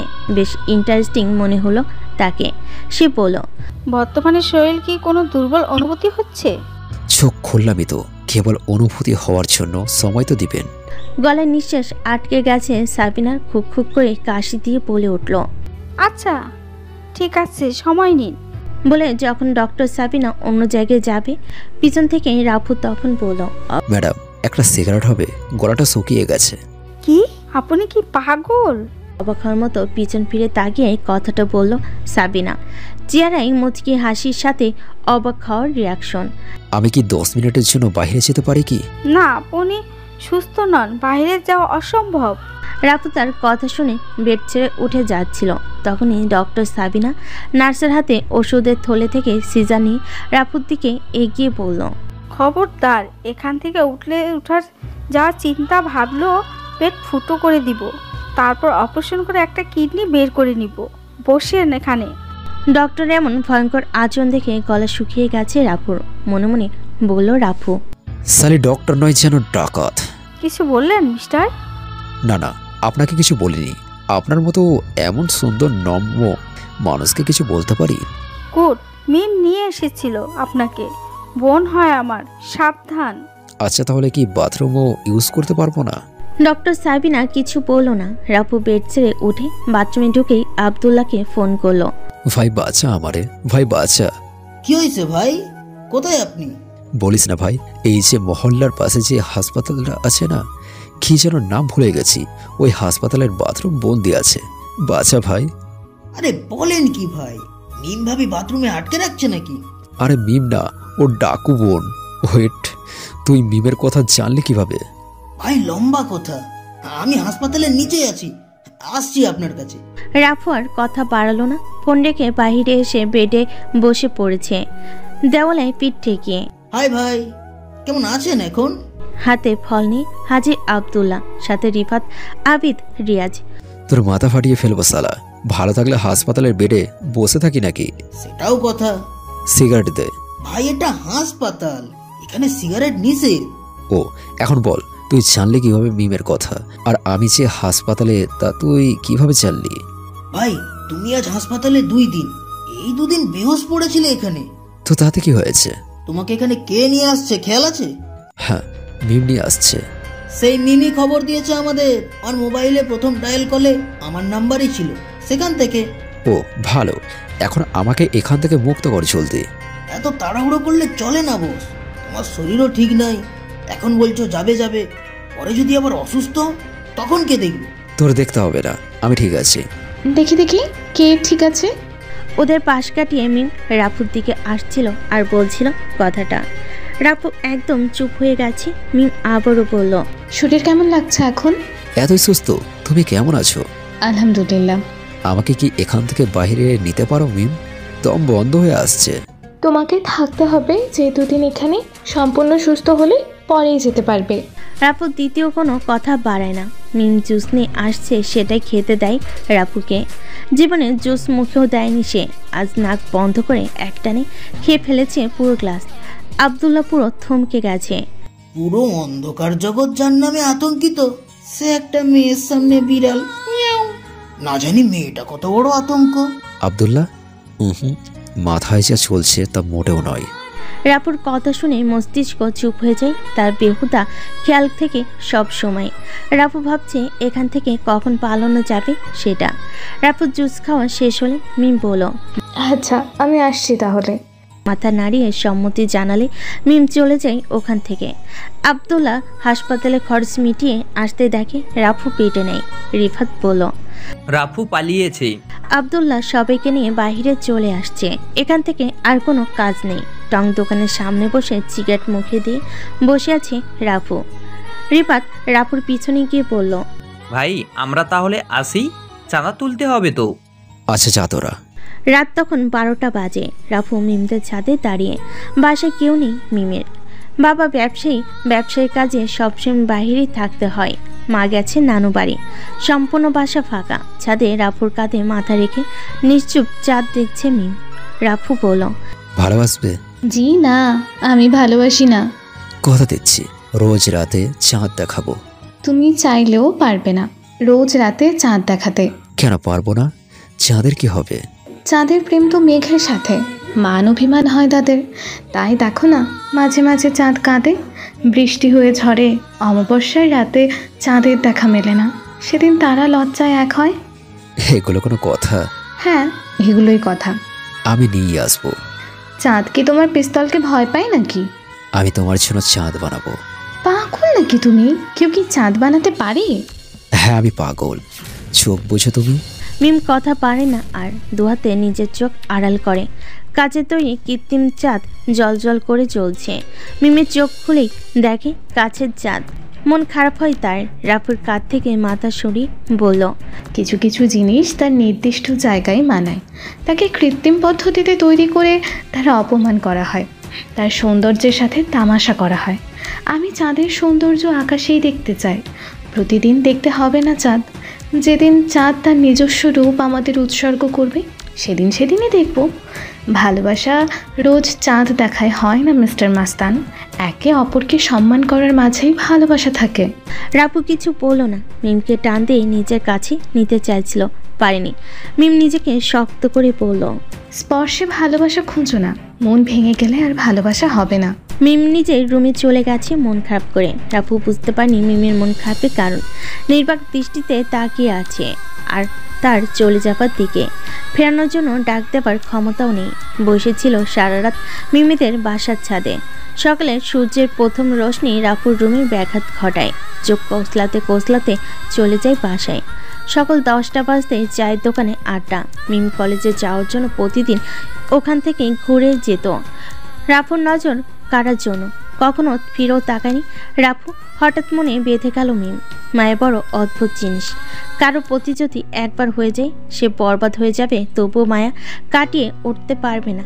আজকাল রাফু মিমের পিছু নেই কলেজ পর্যন্ত। প্রতিদিনের মতো মিম ফিরছিল কলেজ থেকে। রাস্তার মোড়ে দাঁড়িয়ে আছে সোহান বন্ধুদের সাথে। নিস্তব্ধ রাস্তায় চোখ যত দূর যায় সম্পূর্ণ জনমানবহীন। শেওয়ালের মতো পিছু নেই সোহান। ভয়ে মিমের হাত কাঁপছে। জোরে জোরে হাঁটতে শুরু করে, কিন্তু কাজ হয়নি। শোন ধরে ফেলে তাকে, দাঁত বের করে হাসছে বাকি বন্ধুগুলো। শোনের হাতের মুঠোয় মিমের চুলগুলো ধরে আছে, এক হাত দিয়ে গালে স্পর্শ করছে বারবার। সাদা ওড়নাটা রাস্তার উপরে ফেলে রাখছে সোহান। হঠাৎ এক চিৎকার সোহানের। মিমের চুলগুলো ছেড়ে দিয়ে নিজের অন্য হাত ধরে বসে পড়েছে। হাতের কবজি ছিন্ন হয়ে গেছে দেহ থেকে। বাকি বন্ধুরা সোহানকে ফেলে পালিয়েছে। কাশবনের পাশেই দাঁড়িয়ে আছে রাফু, হাতে ধারালো ছুরি। রক্তের স্রোত বয়ে গেছে ওখানেই। মিমের চোখ কাঁপছে। ওনাটা ও শরীরে জড়িয়ে দিয়ে বলল রাফু, মিম তুমি রাস্তার ওপাশে গিয়ে দাঁড়াও একটু। সোহানের পা ধরে টেনে ঢুকছে কাশবনের ভিতর। হাওয়া করে চিৎকার করছে সোহান। নিস্তব্ধ রাস্তায় কেউ নেই ওর চিৎকার শোনার জন্য। কাশবনের আড়ালে নিয়েই হাতের ছুরি দিয়ে সোহানের পায়ের শিরা কেটে দেয় রাফু। ছটফট করছে সোহান। চিনচিনে গরম রক্তে মেখে গেছে রাফুর মুখ। নেশা বেঁধে গেছে গরম রক্তে। উত্তেজিত সোহানের প্যান্ট খুলে যৌনাঙ্গ ছিঁড়ে ফেলে দেহ থেকে। রক্তচক্ষু রাফু বলল, নিস্তব্ধ রাস্তায় মেয়ে দেখলেই উত্তেজিত যৌনাঙ্গ পুরুষে থাকতে পারে না। নিজেকে নিয়ন্ত্রণ করে একটা মেয়ের নিরাপত্তা রক্ষায় একজন পুরুষের চিহ্ন তোর মধ্যে তা নেই। সোনের আত্মচিৎকারে নিস্তব্ধ কাশবনে প্রাণ জেগেছে। সোনকে ওখানে ফেলে উঠে আসে রাফু। নিজের গেঞ্জি খুলে রক্ত মুছতে মুছতে মিমকে বলল, বাসায় যাও, আর কোনো সমস্যা হবে না, আমি আসছি তোমার পাশে। মিমের মুখে কথা নেই, চোখে পৃথিবীর সমস্ত ভয় জড়ো হয়ে আছে। থরথর করে কাঁপছে। বুঝতে পারে রাফু ভীষণ ভয় পেয়েছে। পাজকোলা করে তুলে নিজেই পৌঁছে দেয় ওর বাসায়। সাবধানে থাকতে বলে আসে রাফু। ধমকি সুরে মিমের মাকে শাসিয়ে আসে মেয়ের যত্ন নিতে। সোহানের মৃত লাশটা বাসার সামনেই রাখা, সাদা কাপড়ে মোড়ানো। বেদনার্থ কণ্ঠে বারবার কান্না করতে করতে জ্ঞান হারাচ্ছে সোহানের মা। মেজ ভাই মাকে নিয়ে ব্যস্ত। বড় ভাই ছোট ভাইয়ের লাশের পাশে বসে চোখের জল ফেলছে। তখনই আশিক এসে বলল, রিফাত ভাই, সোহান ভাইকে রাফু হত্যা করেছে। থমকে গেছে রিফাত। মস্তিষ্কের স্নায়ুকোষ অচল হয়ে প্রায়। কি বলবে এখন রিফাত? ভাইয়ের মৃত্যু, অন্যদিকে অন্ধকার জগৎ যেখান থেকে লাশ হয়ে বেরিয়ে আসা ছাড়া আর কোনো উপায় নেই। আশিক রিফাতের কাঁধে হাত রেখে আর বলে, ভাই যা হয়ে গেছে তা আর সংশোধন করার সাধ্য নেই কারো। একবারের প্রতিশোধ নিতে নয়তো সমঝোতা করতে। রাফুর বিরুদ্ধে পদক্ষেপ নেওয়া মানে নিজের কবর নিজে খোঁড়ার মতো হবে। তাই বলছি কি ভাই। আশিককে থামিয়ে দিয়ে রিফাত বলল, ভাই চুপ যা, সহ্য করতে পারছি না। আশিক দ্বিতীয় কথা পারে না, পাশে দাঁড়িয়ে থাকে। জানাজা শেষ করে সোহানের মৃতদেহ কবর দিয়ে চোখের পানি মুছে মনে মনে প্রতিজ্ঞা করে, রাফুর প্রিয় প্রিয় জিনিসগুলোই ওর থেকে ছিনিয়ে নেব, দূর থেকে মজা লুটবো। সেদিন থেকেই বন্ধুরূপে শত্রু ভেসে ব্ল্যাক ড্রাগনে হয়ে কাজ করে রিফাত। রিফাতের মনে চাল কেই বা বুঝবে। চোখে তার মায়া নেই, হিংস্র পশুর মতো তীক্ষ্ণ চোখ, চিতার মতো দেহের শক্তি। তবুও রাফুর থেকে পিছিয়ে। রাফু ঠান্ডা মাথার খেলোয়াড়, সহজে পথ করা যাবে না। বিশ্বাসঘাতকতা করতে হবে ওকে পরাজিত করার জন্য। একমাত্র উপায় সেটাই। রিফাতের লক্ষ্য একটাই, রাফুর সর্বনাশ। গ্যাং থেকে প্রায় বাহিরেই রাফু। আব্দুল্লার সাথে যোগাযোগ সবসময় থাকে। নিজেকে যতটা সম্ভব গ্যাং থেকে দূরে রাখে এখন। মিমের সাথে দেখা হওয়ার পরে ওর মনে হয়েছে ও দুনিয়া হচ্ছে এখানে। মিম থেকে দূরে থাকা অসম্ভব, তাই গ্যাংয়ের সাথে দূরত্ব সৃষ্টি করেছে। প্রায় 2 বছর মিমের সাথে সম্পর্কের। প্রতিদিনই তারা নতুন করে শুরু করে সূর্যের আলোয়। সেদিন বুধবার ছিল। মিমের বাবা মা একসাথে বাইরে ঘুরতে বের হয়েছিল। এসেছে লাশ হয়ে। গাড়ি অ্যাক্সিডেন্টে মৃত্যু দুজনের একসাথে। ভেঙে পড়ে মিম মানসিক শারীরিকভাবে। 1 দিন 2 দিন 3 দিন মিমের চোখে কালো হয়ে গেছে। চুপ হয়ে গেছে সেই মেয়েটা। রাফু দরজায় ঠক ঠক করে আওয়াজ করে। কলিং বেল বাজানোর সাহস হয় না আর। ডক্টর সাবিনা এসে দরজা খুলে দেয়। এই কয়দিন মিমের সাথে ছিল সাবিনা, আর পারছে না। হাসপাতাল থেকে চাপ সৃষ্টি হচ্ছে। মিমকে একাও ছেড়ে যেতে পারছে না কোথাও। রাফুকে দেখে সাবিনা বলল, এসেছে তাহলে? মাথা নিচু করে রাফু। সকালে আসার কথা, এখন প্রায় বিকাল। সাবিনা আবার বলল, মাথা নিচু করে থাকতে হবে না, এখন ওর সঙ্গী হয়ে থাকো কিছু সময়। মুখ খুলে রাফু, আমি ওর সারা জীবন পাশে থাকতে চাই। তা দেখা যাবে সময় হলে, আপাতত সঙ্গ দিলেই হবে। আপনি কি বের হবেন এখন? হ্যাঁ, একটু কাজ আছে বাইরে। কাজটা কি অতি জরুরি? না, ততটাও না। তাহলে আজ বাইরে যেতে হবে না। কেন? অবাক হয়ে সাবিনা রাফুর পকেট থেকে কিছু টাকা বের করে সাবিনার হাতে দেয় আর বলল, আমি এখন আজ মিমকে বিয়ে করতে চাই, আপনি ব্যবস্থা করুন। কিন্তু মিম কি রাজি হবে? মিমের সাথে আমি কথা বলছি, আপনি দেখুন একটু। আচ্ছা বলে সাবিনা বাসার বাইরে গেছে কেনাকাটা করতে। রাফু মিমের রুমে ঢুকে বিছানায় বসে আছে মিম। ফ্লোরে বসে মিমের হাত ধরে আছে রাফু। রাফুর দু হাতে মিমের হাত দুটো নিয়ে শক্ত করে ধরে আছে। মিম কিছু বলছে না। পকেট থেকে একটা রিং বের করে মিমের হাতে দেয় আর বলল, রাফু, আমার মায়ের রিং এটা, তার ছেলের স্ত্রীর জন্য রেখেছিল। খুব শখ করে বানিয়েছিল মা, কিন্তু দুর্ভাগ্য 7 বছর বয়স যখন আমার, তখন মা আমাকে ছেড়ে চলে যায়। বাবা দ্বিতীয় বিয়ে করে, সহ্য হয় না আমার।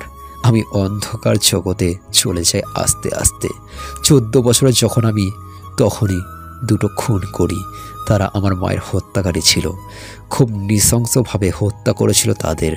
রাফসান থেকে রাফু হয়ে বাবার আদর থেকে বঞ্চিত, মায়ের মমতা হারিয়ে একটি পাথরে পরিণত হয়। অন্ধকারের জগতে এক হিংস্র জানোয়ারের মতো পরিচিত হয়ে ওঠে। এখন আমার মৃত্যুর অপেক্ষা কখন যেন শত্রুর বুলেট বুক চিরে বের হয়ে যায়, সে আতঙ্কে থাকছি। কিন্তু যখন তুমি এলে আমার জীবনে, সব কিছু কেমন যেন পাল্টে দিয়েছ। আমি এখন রক্তে ভয় পাই, থর থর করে কাঁপে হাত। একটু শোকের ছোঁয়া পেতে চাই।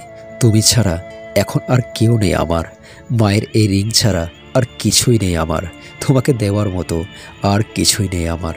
আজ একটা চাকরি পেয়েছি নিজের পরিচয় গোপন করে, মাসিক 9,000 টাকা বেতনে।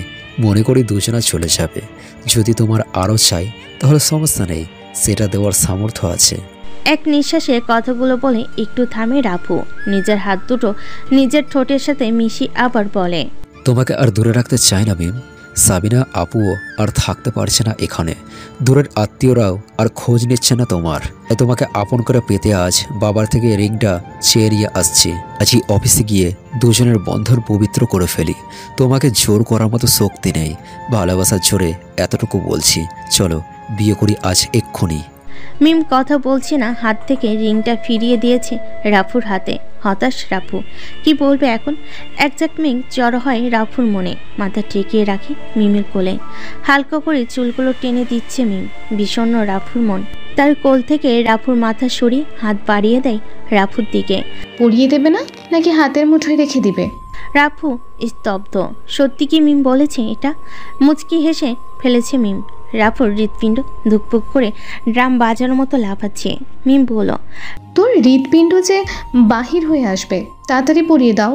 রাফুর হাত কাঁপছে, তবুও শক্ত করে মিমকে পরিয়ে বুকে জড়িয়ে নেয়। এক পৃথিবী সুখ আজ দুজনের মনে। ঠোঁটে ঠোঁট মিশতেই কাশি দিয়ে ওঠে সাবরিনা। সরে আসে দুজন। সাবিনা বলল, তাহলে তোমরা প্রস্তুত? কাজী ডাকবো? মিম চুপ হয়ে গেছে। রাফু বলল, আপু আপনাকে তো বলছি, আর বাসর ঘর কোথায় সাজাবেন?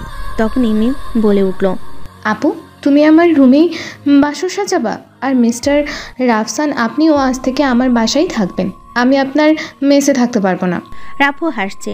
সাবিনাপু কাজী অফিসে ফোন করে আসতে বলল তাকে। রাফুর বন্ধুরা ফুলের ব্যবস্থা করে রেখেছে আগে, শুধু ফোনের অপেক্ষা করছিল। রাফুর ফোন পাওয়া মাত্রই তারা চলে আসছে। বিউটি পার্লার থেকে লোক আনা হয়েছে। সমস্ত বাসা সাজাতে সাজাতে রাত তখন 9টা বাজে। সাবিনার বাবা মা এসেছে। মিমের মেজো মামা মামি হন তারা। মিমের এমন সিদ্ধান্তে তারা অমত ছিল, কিন্তু ওর জেদ হলো। এক কথা বলে দিল তাদের, তোমরা তো এমনিতেই আমাকে উঠবো ঝামেলা ভাবো। তোমাদের মতের প্রয়োজন নেই আমার, শুধু জানানোর প্রয়োজন ছিল, তাই জানিয়েছি।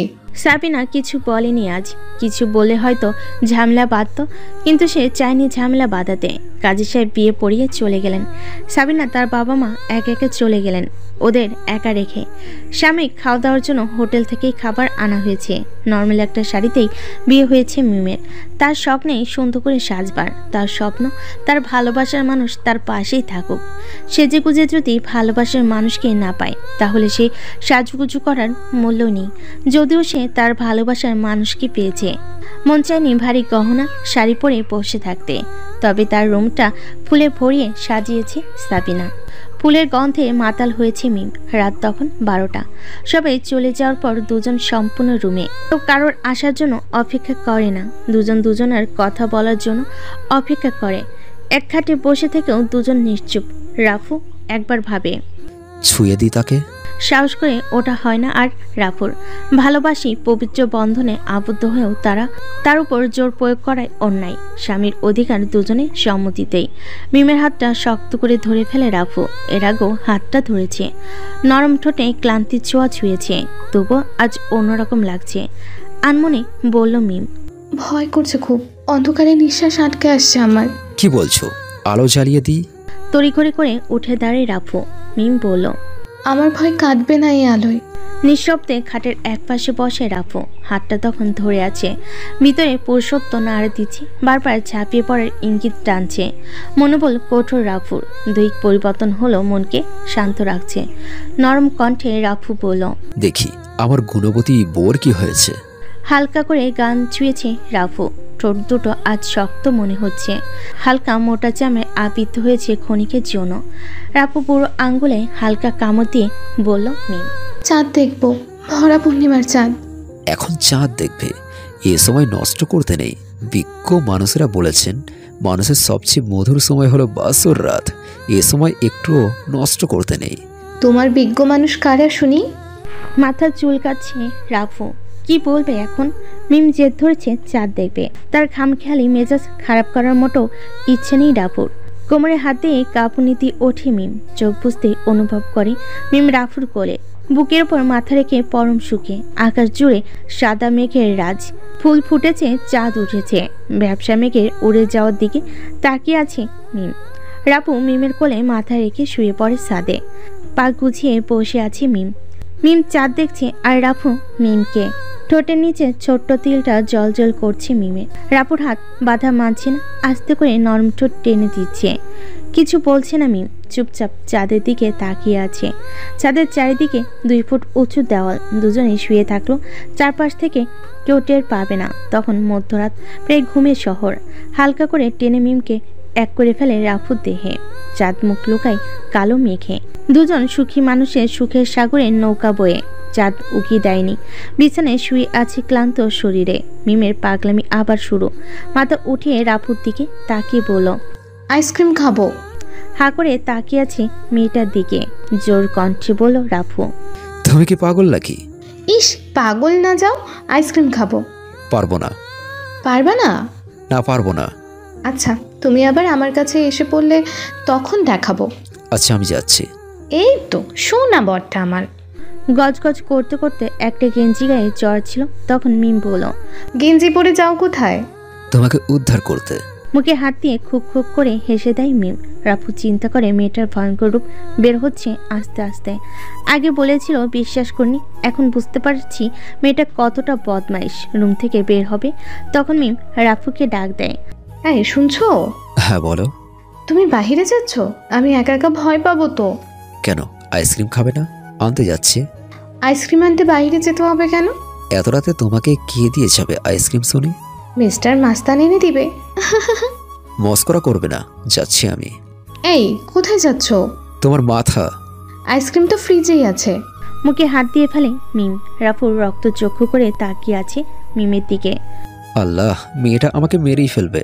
তোমাকে তো আস্তে আস্তে মারবো। তবে দেখাচ্ছি বলে রুমের দরজা আটকে দেয় রাফু। সকাল 9টা বাজে তখন। ঘুমু ঘুমু চোখে চারিদিকে তাকাচ্ছে রাফু। মিম নেই পাশে। দরজার সামনে দাঁড়িয়ে আছে শহীদ, রাফুর বাবা। সকল ক্লান্তি মুহূর্তে হারিয়ে গেছে। কোনো রকমে বিছানার উপর বসেই বলল, মিম কোথায়? বাবা তখন বলল, তুই বিয়ে করছিস, একবার জানানোর প্রয়োজন মনে করলি না? মিম কোথায় সেটা জিজ্ঞেস করছি আমি। বাবা রাফুর সামনে এগুতে এগুতেই বলল, তুই নিজেকে কি মনে করিস? হ্যাঁ, এতিম মনে করে? মাহারা এক এতিম। তোর সুখের জন্য দ্বিতীয় বিয়ে করে নে। আমার সুখ চাইলে দ্বিতীয় বিয়ে করতে না বাবা, আমি তোমার সঙ্গ চেয়েছিলাম। যাই হোক, বাসায় চল। আমার বাসা তো এটাই এখন। ঘর জমে থাকবি এখানে? নিজেকে গিয়ে বেশি দিয়েছিস রাফু? ভাবতে অবাক লাগছে। সরি বাবা, ঘর জামাই সে থাকে যে নিজের ঘরের থেকেও বোর গোলাম হয়ে থাকে, যেমন তুমি। আমি তো ইচ্ছে স্বাধীন। তুই কি ভাবছিস অন্ধকার জগৎ তোকে বাঁচতে দিবে? সেটা তোমার দায়িত্ব। বাঁচানো হলে আমি রাফু তা গোপন রাখো, দেখবে আমার জীবনটা অনেক সুন্দর হবে। তোর মা দুপুরে খাবারের জন্য তোদের ডেকেছে। আমার মা নেই, তুমি চলে যাও। কথাটা বলে চুপ হয়ে যায় রাফু। নতুন শাড়ি গহনা পরে নতুন করে বউ সেজেছে মিম। কি হলো, তুমি যাবে না? বাবা এসেছেন আমাদের নিতে। আমি যাচ্ছি না। তুমি যাবা না মানে? চুপ করে থাকে রাফু।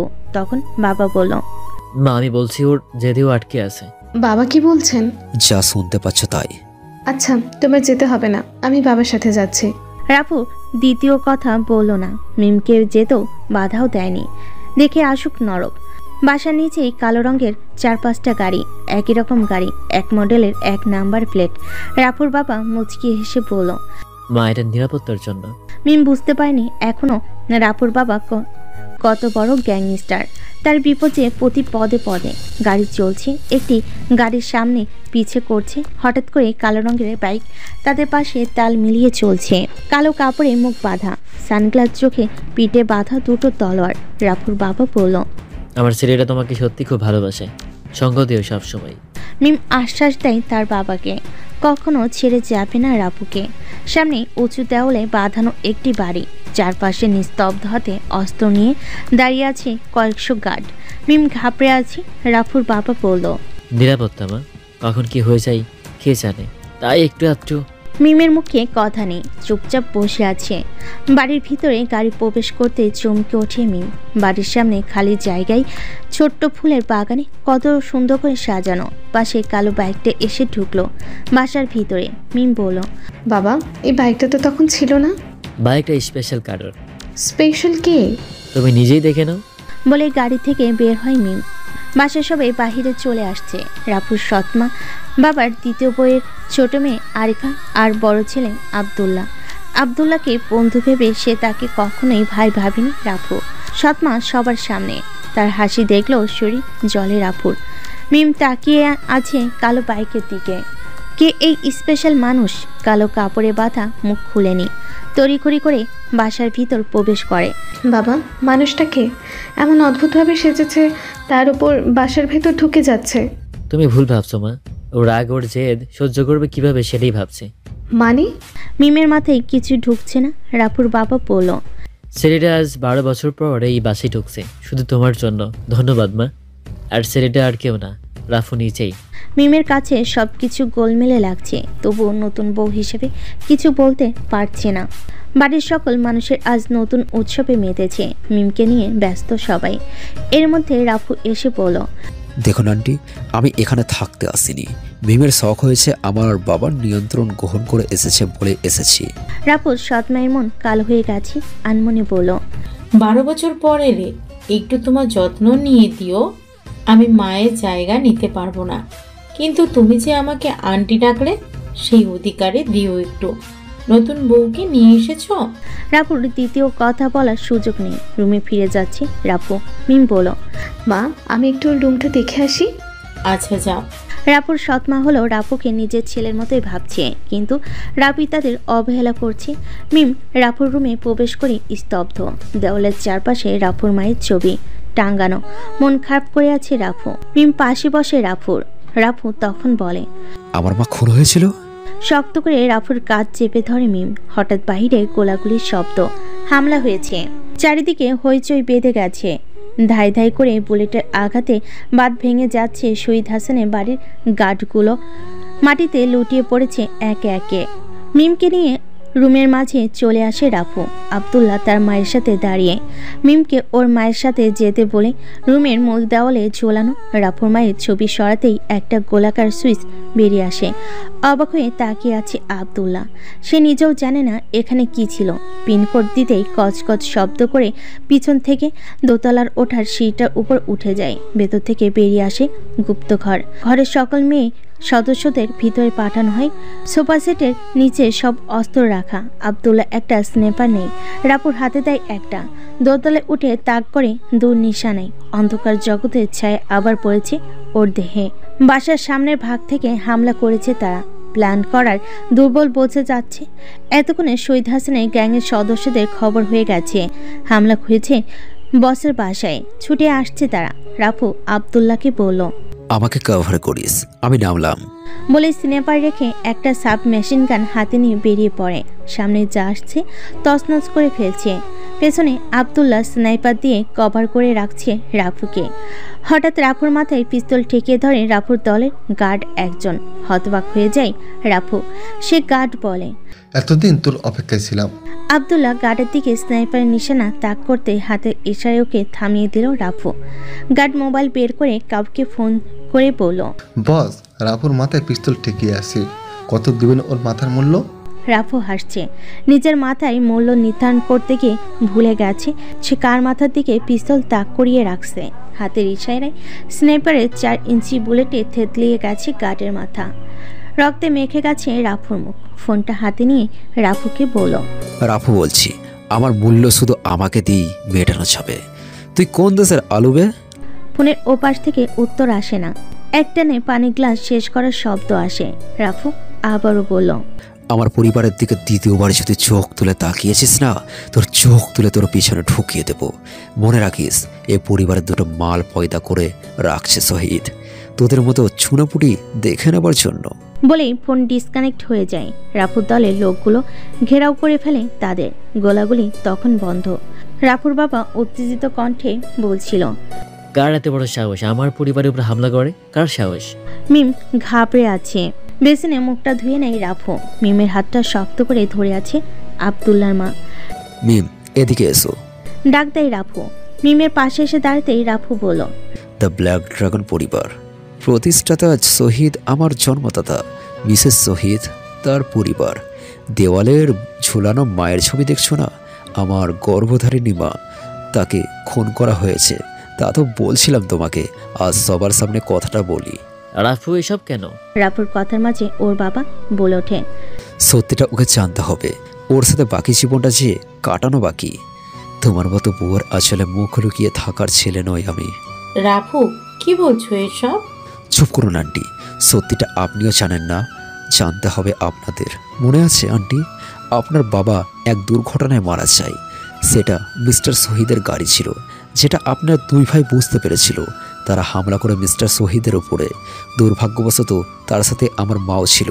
তার কিছু হয়নি। মায়ের দেহ 2 খণ্ড হয়ে পড়েছিল রাস্তায়। কেউ এগিয়ে আসেনি। গাড়িতে বসে এসব ঘটনা নিজ চোখে দেখেছি। বয়স তখন মাত্র 9 ছিল। কিছু করতে পারিনি। আমার কাছে যে তলোয়ার দুটো দেখেন, এই দুটো দিয়েই আমি আপনার ফায়দের হত্যা করে মা হত্যার প্রতিশোধ নিয়েছি। তলোয়ার দুটো আপনাদের কাছেই রাখুন, আপনাদের আমানত। আজ মিমের সামনে এসব বলছি কেন জানেন? মিমের সত্যিটা জানা দরকার।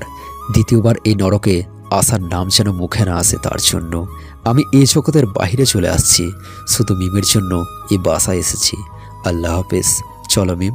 মিমের হাতটা শক্ত করে ধরে রাফু চোখ খোলা রেখে কালো কাপড়ে বেঁধে দেয় নিজের মুখ। বাইরে শকুনিরা চেয়ে আছে কে বের হয় তা দেখার জন্য। যে বাইকে এসেছিল তাতে চলে গেছে রাফু। লন্ডভন্ড হয়ে আছে চারিদিকে। রাত তখন 2টো। মিমের চোখে আতঙ্ক। সারাদিনে কি দেখছে তা ভুলতে পারছে না। রাফুর সাথে কথা বলতেও বুক কাঁপছে ওর। মিমের হাতে হাত রাখে রাফু শান্ত কণ্ঠে বলল, আমি অন্ধকার থেকে বেরিয়ে আসছি মিম। আমি সেই জগতে ফিরতে চাইনি। তুমি বরং নিজ ইচ্ছেতেই গেছো এমন জায়গায় যেখানে নরকের চাইতে কষ্টের। মৃত্যুর সবসময় হাতের মুঠোয় থাকে। তুমি নিজ চোখে দেখেছো। সব কিছু ছেড়ে চলে এসেছি আমি। আমার শুধু তুমি চাই। আর চলে যাব অনেক দূরে। তুমি আর আমি থাকবে না, কেউ আমাদের চিনবে না। এমন জায়গায় চলে যাব। তবুও আমি একটা তুমি চাই। মিম কিছু বলছে না। রাফুর চোখে পানি ঝরছে। মিম বসা থেকে উঠে নিজের লাগেজ গোছানো শুরু করে। চোখ মুছে মিম বলল, কি হলো, তোমার কিছু লাগবে না? গুছিয়ে নাও। রাফুর মুখে স্বস্তির হাসি। মিম আবারও বলল, তুমি হাসতেও পারো, আমি তো আজই দেখলাম। রাফু কিছু বলল না। নগদ টাকা আর কিছু কাপড় চোপড় গুছিয়ে রওনা হলো তারা অচেনা গন্তব্যে। বাসা থেকে মিমের গাড়ি নিয়ে বের হয় তারা। বাসায় বাহিরের শকুনের মতো নজর পেতে রেখেছিল রিফাত আর আশিক। রাফুর গাড়ি বের হতেই আশিক ফোন করে আব্দুল্লার কাছে। বস, রাফু বের হয়ে গেছে। টেবিলের উপর জোরে জোরে আঘাত করে বলল আব্দুল্লাহ। এবার যাবি কোথায় রাফু? ওই দিন তো বেঁচে গেলি। নিজ বাড়িতে হামলা করেও তোকে মারতে পারিনি। বাইরে বসে তোর জীবন শেষ করতেই হবে। এক জঙ্গলে শিকারী একজন থাকে, দ্বিতীয় জনের মৃত্যু যে শিকারি করতে পারে সেই রাজা হয়। বস, আমরা কি পিছু নিব? হ্যাঁ, পিছনে দেখ কোথায় যায় ওরা। ওকে বস, আপনাকে আপডেট দিচ্ছি পরে। গাড়ি চলছে অচেনা গন্তব্যে, কোথায় যাবে দুজন কেউ জানে না। শহর থেকে বেরিয়ে আসতেই মিম বলল, এই শোনো না, হ্যাঁ বলো। আমাদের বিয়ের আজ দ্বিতীয় দিন, কিন্তু আজকে আমরা পালিয়ে যাচ্ছি। আমাদের ভালোবাসা রোজ বাসর রাত হবে, নতুন করে নতুনভাবে রোজ বিয়ে হবে আমাদের। নতুন সকালে তোমাকে নতুন করে নিব, একটু কষ্ট করো প্লিজ। আমি আইসক্রিম খাবো। এটা বাসা নাকি? এখন আইসক্রিম পাবো কোথায়? এই যে দেখো রাস্তার পাশে কত দোকান, একটা থেকে নিয়ে দাও। ঠান্ডা লাগবে তো তোমার। আমার ঠান্ডা লাগলে তোমাকে জড়িয়ে রাখবো, তুমি গরম হলে আমার ঠান্ডা চলে যাবে। তুমি বাচ্চাদের মতো করো কেন? এই দেখো আমার সব দাঁত উঠে গেছে, এখন বাচ্চা নই আমি। পাগলি একটা। বলে রাস্তার সাইডে গাড়ি থামিয়ে মিমের জন্য একটা আইসক্রিম নিয়ে আসে। মিমের হাতে আইসক্রিম দিতেই মিম রাফুর হাত ধরে একটানে ওর উপরে নিয়ে আসে। রাফুর অর্ধেক গাড়ির ভিতর আর অর্ধেক মিমের উপর। নিঃশ্বাসে নিঃশ্বাস মিলছে দুজনের। মিম বলে ওঠে, চলো হানিমুনে যাই কক্সবাজার, তুমি আমি আর সমুদ্র। মিমের ঠোঁটে রাফুর ঠোঁট ভিজিয়ে বলল রাফু, চলেন মহারানী, আপনার যা হুকুম। রাজা তো পালন করবে, আপনি খুশি তো পুরো দুনিয়া সুন্দর। রাতের কিছুটা সময় কুমিল্লার এক হোটেলের সামনে গাড়ি থামিয়ে খাওয়া দাওয়া করে গাড়ির মধ্যেই ঘুমিয়ে থাকে ওরা। রাফুর কাঁধে মাথায় রেখে নিশ্চিন্তে ঘুমিয়ে থাকে তারা। সকালে আবার রওনা হয় কক্সবাজারের উদ্দেশ্যে। সন্ধ্যা তখন। কক্সবাজার পৌঁছে হোটেল রুম বুক করে ফ্রেশ হয় দুজনেই। রিফাত আশিক ওদের পিছু নিয়ে পৌঁছে যায় কক্সবাজার। আবদুল্লাহকে ফোন করে জানিয়ে দেয় ওরা কক্সবাজার আসছে। আবদুল্লাহর দেরি করে না, রাতের ফ্লাইট ধরে চলে যায় কক্সবাজার।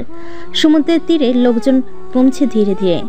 মিম আর রাফু হাঁটছে, সমুদ্রের ঢেউয়ের শব্দে তাদের মুগ্ধ করছে। তীব্র বাতাসে চুলগুলো এলোমেলো হচ্ছে মিমের। পাশেই টুরিস্টের বসার জন্য একটা বেঞ্চ রাখা, ঘন্টা হিসেবে ভাড়া নেই তারা। রাফু বসেছে, মিম দাঁড়িয়ে আছে, বাতাসে নিজেকে হারাচ্ছে। আসক্ত হচ্ছে রাফু, মিমের আসক্ত। কোমর ধরে বসিয়ে ফেলে রাফুর কোলে, ঘাড়ের উপর গরম নিঃশ্বাস ফেলে কানের পাশে মুখ নিয়ে বলে রাফু, ম্যাডাম রুমে চলি? জি না, আমি এখানেই ভালো আছি, রুমে গেলে। থমকে গেছে মিম। রাফুর হাত থেকে ছুটতে চাইছে, পারছে না। চুলের ঘ্রাণে ডুব দিচ্ছে রাফু মিমের গভীরে। তীব্র বাতাস, সাগরে অদৃশ্য শব্দে নেশাগ্রস্ত রাফু। মিমের ভালোই লাগছে সব মিলে। দূর থেকে তাদের দেখছে রিফাত, শরীরে তার প্রতি রাগ বুদবুদ করে ফুটছে।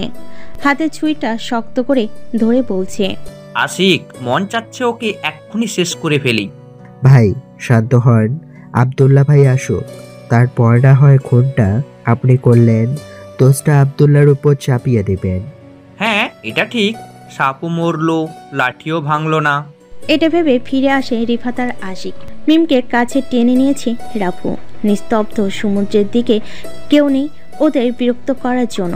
দু এক জোড়া লাভবার্ড রাফুর মতোই তার লাইফ লাইনকে জড়িয়ে হাঁটছে। এই আমি ভিজবো, হঠাৎ বলে উঠল মিম। রাফুর তো চোখ লাল হয়ে যাচ্ছে মেয়েটার পাগলামি দেখে। কি বলছো, আবার বলো তো। রাফুর কথা শুনে মিম একটু থমকে যায়। এত রাতে যতই পাগলামি করুক না কেন, মিমকে সমুদ্রে ভিজতে দিবে না রাফু। না মানে পা ভেজাবো সমুদ্রের ঢেউয়ে। না, ভেজাতে হবে না প্লিজ, বলে মেয়েটার হাত দুটো রাফুর দিকে বাড়িয়ে দেয়। চোখ টলমলো করছে, রাফু না করলেও কেঁদেই দিবে মেয়েটা, এমন ভাব করে আছে মিম। মেয়েটার গালে একটা টান দিয়ে বলল রাফু, পাগলি একটা। বেঞ্চ থেকে উঠতেই বেঞ্চে ভাড়া নিতে চলে আসে একজন। রাফু তাদের পাওনা মিটিয়ে জলের কাছে চলে আসে। ভেজা বালুতে পা রেখে লাফিয়ে ওঠে মিম। বাচ্চা মেয়েদের মতো ছোট ছোট লাফ দিচ্ছে সে। ছোট ছোট কাকড়া দেখে আতকে চিৎকার দিয়ে রাফুর কোলে চড়ে বসে। পাগল মেয়েটাকে বুঝিয়ে তারপর নিচে নামে রাফু। ঢের শব্দ বৃদ্ধি পাচ্ছে, পানি এসে শুয়ে যাচ্ছে মিমের শরীর। হিংসে হচ্ছে রাফুর। মিমকে ছুঁয়ে যাক নিস্তব্ধ রাতের তো শুধু রাফি। অন্য কিছুর স্পর্শে শিহরণ জাগুক ওর দেহে, তা কখনোই মেনে নিতে পারে না রাফু। মেয়েটা লাফাতে লাফাতে অনেকটা দূরে চলে যায়। রাফুর পিছু পিছু আসছে। চাঁদের আলোয় সব কিছু যেন স্পষ্ট সন্ধ্যা নামার মতো। হেই সুন্দরী, উফস কি ফিগার মাইরি, চল রুম বুক করা আছে। কথাগুলো বলছে আর মিমের চারপাশে ঘুরঘুর করছে কয়েকটা ছেলে। মিম চারিদিকে তাকাচ্ছে, দিশাহারা মিম। তাদের মধ্যে একটা ছেলে বলে উঠল, মাম্মা ধর, এখানে আমাদের কেউ কিছু করতে পারবে না। বলতে পিছন থেকে একটা ছেলে মিমকে জাপটে ধরেছে। শকুনের চাহনিতে চেয়ে আছে সামনে থাকা ছেলেগুলো। চিৎকার দিতে গিয়েও বাধা ঠেকে, মুখ চেপে ধরে আরেকজন। সামনে থাকা ছেলেটা মিমের দিকে এগুচ্ছে। ধাপ করে এক শব্দ, কানের ওপাশ থেকে রক্ত ছিটকে বেরিয়ে পড়ছে। হাঁটুকড়ে বসে পড়েছে ছেলেটা। পিছনে দাঁড়িয়ে আছে রাফু, হাতে সমুদ্রে ভেসে আসা লোহার পাত। বসা ছেলেটার পিঠে এক আঘাতে লুটিয়ে পড়ে মাটিতে। মিমকে ছেড়ে দিয়ে ছেলেগুলো দৌড়ে পালানোর চেষ্টা করলে রাফু পিছন থেকে 4টা বুলেট খরচ করে 4 জনের পায়ে নিশানা। গড়াগড়ি খাচ্ছে তারা বালুর উপরে। দুজনের পায়ে নিশানা লেগেছে আর দুজনের মস্তিষ্কে। সাথে সাথে মৃত্যু দুজনার। ভেজা বালুর রক্তে লাল হয়ে যাচ্ছে। রাফুর রক্ত টকবগিয়ে ফুটছে। সামান্য পানি ওকে ছুঁয়েছে, তার কারণেই ওর রাগ হচ্ছিল। আর এরা তো মানুষ। পায়ে হাত দিয়ে চেপে ধরে চিৎকার করছে দুটো ছেলে। তাদের সামনে দাঁড়িয়ে রাফু, হাতে লোহার পাত। তোরা ভুল করছিস রে, ভুল মানুষের শরীরে স্পর্শ করেছিস বলে ওদের দুজনকে আঘাত করা শুরু করে দেয় রাফু। আমার কলিজায় হাত দিবি তোরা, তাই না? চিৎকার করে বলছে এগুলো। তার শরীরে সমস্ত শক্তি দিয়ে ওদের আঘাত করছে। দেহের হাড়গুলো মরমর করে ভাঙছে। সে শব্দ রাপুর কান পর্যন্ত পৌঁছে যাচ্ছে। ওদের আর্তনাদ রাপুর কোণে পৌঁছায় না। টহলকারী পুলিশ দৌড়ে আসছে ওদের চিৎকার শুনে। ঘটনা স্থানে ততক্ষণে রাফুর 2টো বুলেট ওদের দেহে চিরে বের হয়ে গেছে। পুলিশ 5টা লাশ উদ্ধার করে সেখান থেকে কে মেরেছে প্রমাণ নেই। হোটেলে আসতে আসতে মিম বলল, ওদের এভাবে মারা ঠিক হয়েছে কি? তোমাকে স্পর্শ করা সেই সকল মানুষের মৃত্যু ভয়াবহ হবে। তোমাকে স্পর্শ করার অধিকার শুধু আমার। আসছে অধিকার দেখাতে। রাফুর রাগ তখনও কমেনি। বড় বড় নিঃশ্বাস ফেলছিল, চোখ লাল হয়ে আছে। মিম রাফুর দিকে তাকিয়ে একটু চুপ হয়ে গেছে। আবার বলল, আমি তো তোমারই। তুমি ছাড়া যে আমাকে স্পর্শ করবে তার হাত আমি ভেঙে দিব। শুধু হাত না, জীবন যাবে। হয়েছে, আর জীবন নিতে হবে না। আমি একটা রাফুকে চাই, যে রাফু এইসব মারধর থেকে সম্পূর্ণ আলাদা। আমি আমার জন্য মারধর ছেড়েছি, তোমার জন্য ছাড়িনি। আমার উপর অন্যায় হবে সহ্য করব, কিন্তু তোমার উপরে ফুলের টোকা আসলেও আমি হিংস্র হব, কারণ তুমি স্পেশাল। কেমন স্পেশাল মিস্টার মাস্তান? রাপুর কথা বলা মোটেও ইচ্ছে নেই এখন। নির্বিলি হোটেলের রুমে ঢুকে ফ্রেশ হয়ে বিছানায় ওঠে। অন্ধকার রুমে মিমের বুকে মুখ লুকিয়ে দুজন এক হয়ে যাচ্ছে সুখের সাগরে। পরের দিন সকালে পুলিশের তদন্ত করছে সমুদ্রের তীরে। সমুদ্রের জলে সবকিছু সমান হয়ে গেছে, ধুয়ে গেছে সবকিছু। রিপাত সব ঘটনা শুনে স্তব্ধ। 5টা লাশ অথচ খুনি উধাও। আশিকের আশঙ্কা খুনিগুলো রাফুইর হাতেই হয়েছে। সে সময় রাফুই এখানটায় ছিল। এরই মাঝে আব্দুল্লাহ এসেছে ওদের ওখানে। রিফাত আব্দুল্লাহর সামনে এগিয়ে বলল, বস, গত রাতে 5 জন খুন হয়েছে এখানে। তো না বস, তা নয়, টুরিস্টদের নিরাপত্তার জন্য পুলিশ পাহারা বেশি হবে এখানে। তাই বলছিলাম কি কাজটা অন্য এক জায়গায় করলে ভালো হয় না? ঠাস করে একটা চড় মেরে দেয় রিফাতের গালে আব্দুল্লাহ। রক্ত চক্ষু করে বলল আব্দুল্লাহ, এমন সুযোগ দ্বিতীয়বার আসবে বলে মনে হয় না। শহরে বসে রাফুর শরীরে চুল পরিমাণ আঘাত করা সম্ভব না, তাই যা করতে হবে এখানেই। পুলিশ আমি দেখে নিব। রিফাত আর কিছু বলল না। নিজের শরীরে রাগ কন্ট্রোল করে রেখেছে শুধু। সময়ের অপেক্ষা। সারাদিন রাফু আর মিম সমুদ্রের তীরে ঘুরে বেড়াচ্ছে। নোনা জলে শরীর ভেজাচ্ছে। যিনি করেই মিম রাফু প্রেমবন্ধী করে সবগুলো। তখন 10টা। ওরা দুজনেই সমুদ্রের তীরে ডাবের পানি খেতে খেতে হাঁটছিল। হঠাৎ সব পুলিশ চলে যাচ্ছে সেখান থেকে। রাফু খেয়াল করেনি সেটা। হাঁটছে তারা, কল্পনা করছে তাদের ভবিষ্যৎ নিয়ে। গত রাতেও তারা তাদের বাচ্চার নাম দিয়ে ঝগড়া বেঁধেছে। ঝগড়া শেষ হয়েছিল এটা বলে, যদি ছেলে হয় তাহলে নাম রাফু রাখবে, আর মেয়ে আসলে তার নাম মীরা হবে। দুজনের মতামত এক। জড়িয়ে ধরে আবারও ঘুম দিয়েছে। আজ দুজনেই হাঁটছে সমুদ্রের তীরে। আকাশে মেঘ জমেছে, একটু হলে কেঁদে দিবে আকাশ। মিম আকাশের কানাকে বৃষ্টি ভেবে উপভোগ করবে। রাফু করে। মিমের পাশে দাঁড়িয়ে আব্দুল্লাহ আশিক আর রিফাতকে মুখে কালো কাপড়ে বেঁধে নিতে বলে। যখন দুজন দুজনের ঠোঁটে আসক্ত হবে তখনই হামলা করতে হবে।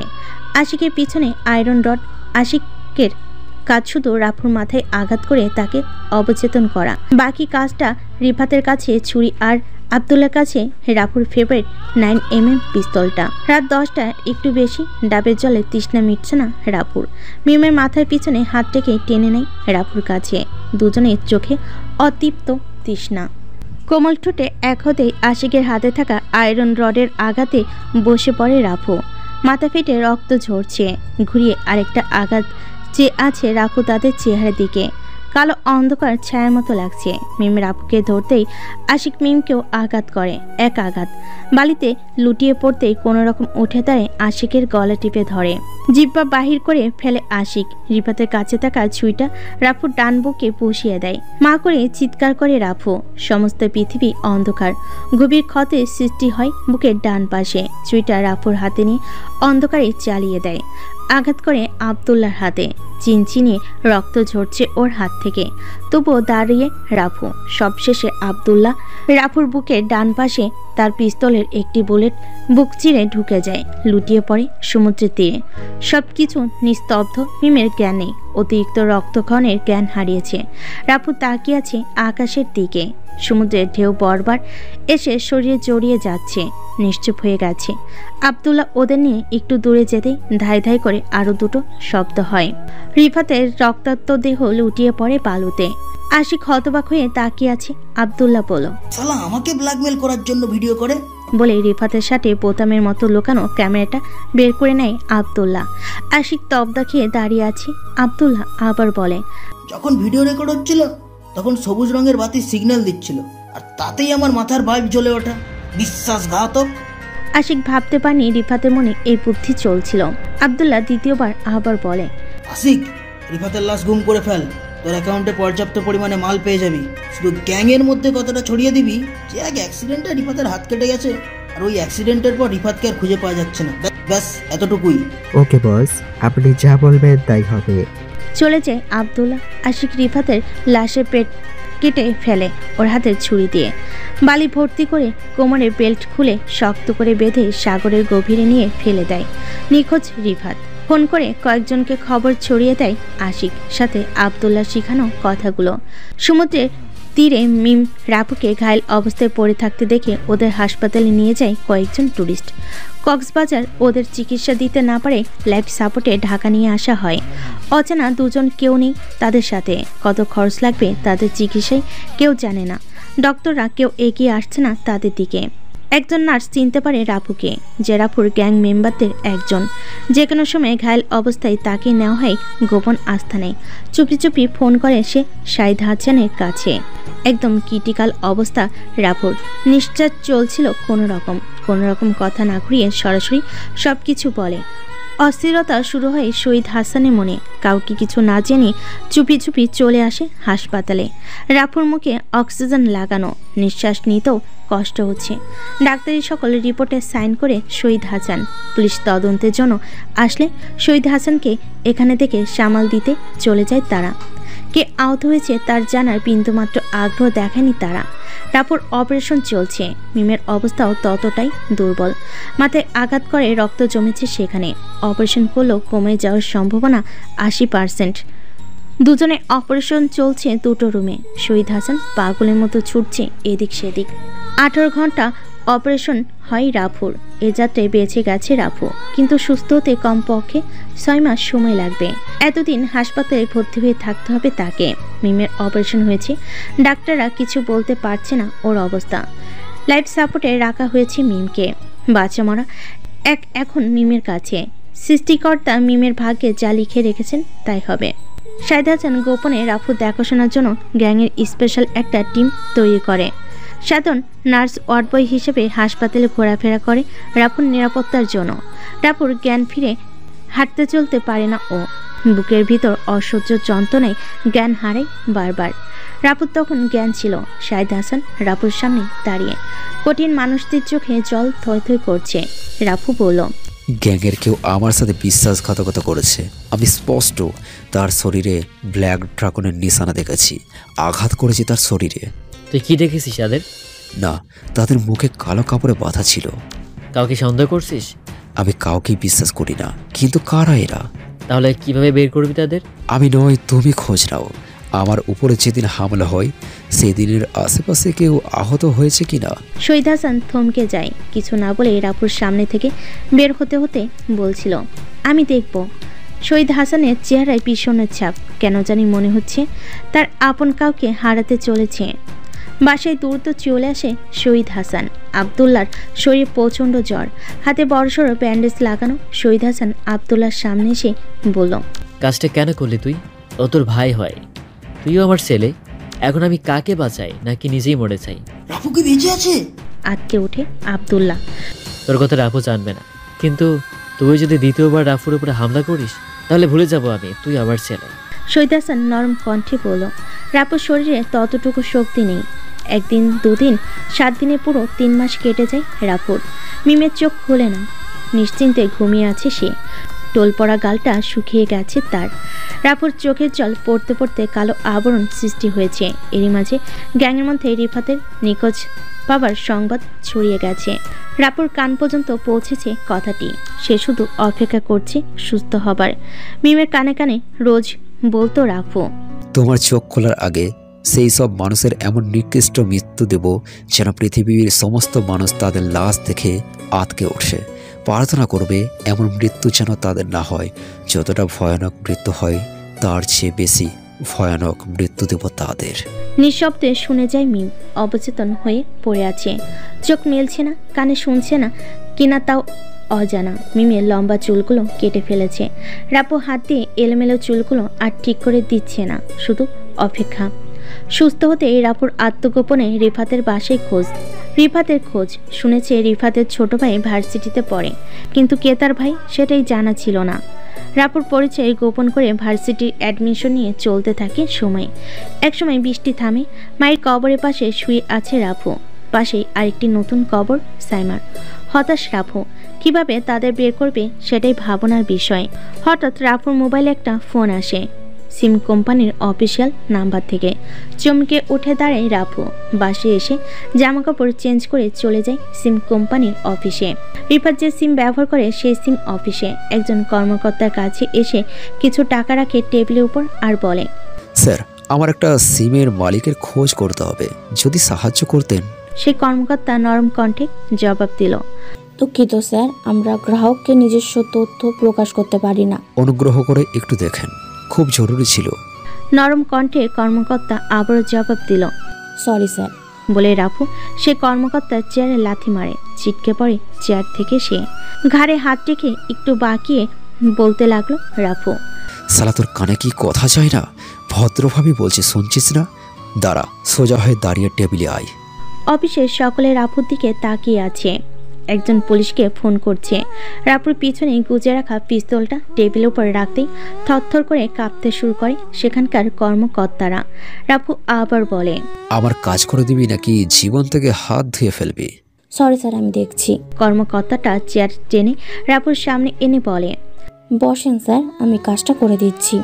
কম্পিউটারের সামনে দাঁড়িয়ে কিবোর্ডে সার্চ করে রানিং নাম্বারে পেল না রিফাতের নাম্বার। কর্মকর্তা বলল, স্যার এই নাম্বার এখন আর চলছে না। বন্ধ হয়েছে কতদিন হলো? ওয়েট স্যার, দেখছি। বলে কর্মকর্তা আবারও মনোযোগ দেয় কাজে। কিছুক্ষণ পরে সে বলল, স্যার এটা 2 বছর আগে বন্ধ হয়েছে। লোকেশন কোথায়? রাপুর কথা শেষ না হতেই পুলিশের 2টো গাড়ি এসে অফিসের চারপাশে ঘেরাও করে রাখে। সাব ইন্সপেক্টর হুমায়ুন কবির অফিসের ভিতরে ঢুকে। সামনেই রাফু, টেবিলের উপর পিস্তল রাখা, মুখ ঘোরানো অন্যদিকে। রাফুর মাথায় হুমায়ুন কবিরের পিস্তলের নলটা ওর মাথায় ঠেকিয়ে বলল, আমার এলাকায় মাস্তানি চলবে না। মাথা না ঘুরিয়ে রাফু বলল, আমার সামনে পুলিশের আইন চলবে না। পিছনে ঝোলানো রাফুর বাবরি চুল মুট করে ধরে হুমায়ুন কবির। জোরে জোরে বলে, দেখি তোর কোন বাপ এসে তোকে ছাড়িয়ে নেয়। রাপু হাসতে হাসতে হুমায়ুন কবিরের সামনে দাঁড়ায়। চোখ বড় বড় করে তাকিয়ে থাকে রাফুর দিকে। হুমায়ুন কবির ব্ল্যাক ড্রাগনের ক্যাডার, তাকে নিয়ন্ত্রণ করত রাফু। রাপুর মৃত্যুর সংবাদে তাদের সবার কাছে পৌঁছে গেছিল। কেউ বিশ্বাস করেছিল, কেউ করেনি। জীবিত রাপুকে সামনাসামনি দেখে আটকে ওঠে হুমায়ুন কবির। চুল ছেড়ে দিয়ে বলে উঠল, রাপু ভাই। সাথে সাথে দাঁড়িয়ে যায় অফিসের সকল কর্মকর্তা। কেউ রাফুকে নিজের চোখে দেখেনি, ওর তাণ্ডবের কথা শুনেছে। চোখের ইশারায় হুমায়ুন স্যারকে চলে যেতে বলল রাফু। মুহূর্তে সবকিছু খালি করে চলে গেছে তারা। রাফুর পিস্তলটা এখনো টেবিলের ওপর। কর্মকর্তা বলল, স্যার, কক্সবাজারে এই নাম্বারটি শেষবারের মতো বন্ধ হয়েছে। তবে বন্ধ হওয়ার 2 ঘন্টা আগে একটা নাম্বারে ফোন করেছিল সে। কার নাম্বার ছিল সেটা? জি স্যার, আশিক নামে রেজিস্টারের করা আছে আমাদের ফাইলে। তার ছবি অ্যাড্রেস? বুঝেছি স্যার। বলে সে কর্মকর্তা রাফুর হাতে একটা প্রিন্ট কপি বের করে দেয়। আশিকের ছবি আর ন্যাশনাল কার্ডের যে টেস্ট অ্যাড্রেস সেটা। পিস্তলটা নিয়ে রাফু বের হয়ে যায় সেখান থেকে। আশিকের ছবি কাগজ থেকে মোবাইলে তুলে নেয় রাফু। রিয়াজের কাছে সেন্ড করে সেটা। রিয়াজ রিপ্লাই করে, এটা তো আশিক বস। ওকে, আমার দরকার। কিন্তু বস, আশিক তো আজ দেশ ছেড়ে যাচ্ছে। কি? কখন, কোন দেশে যাচ্ছে? মালয়েশিয়া যাচ্ছে আজ সন্ধ্যায় ফ্লাইট। আশিক এখন কোথায়?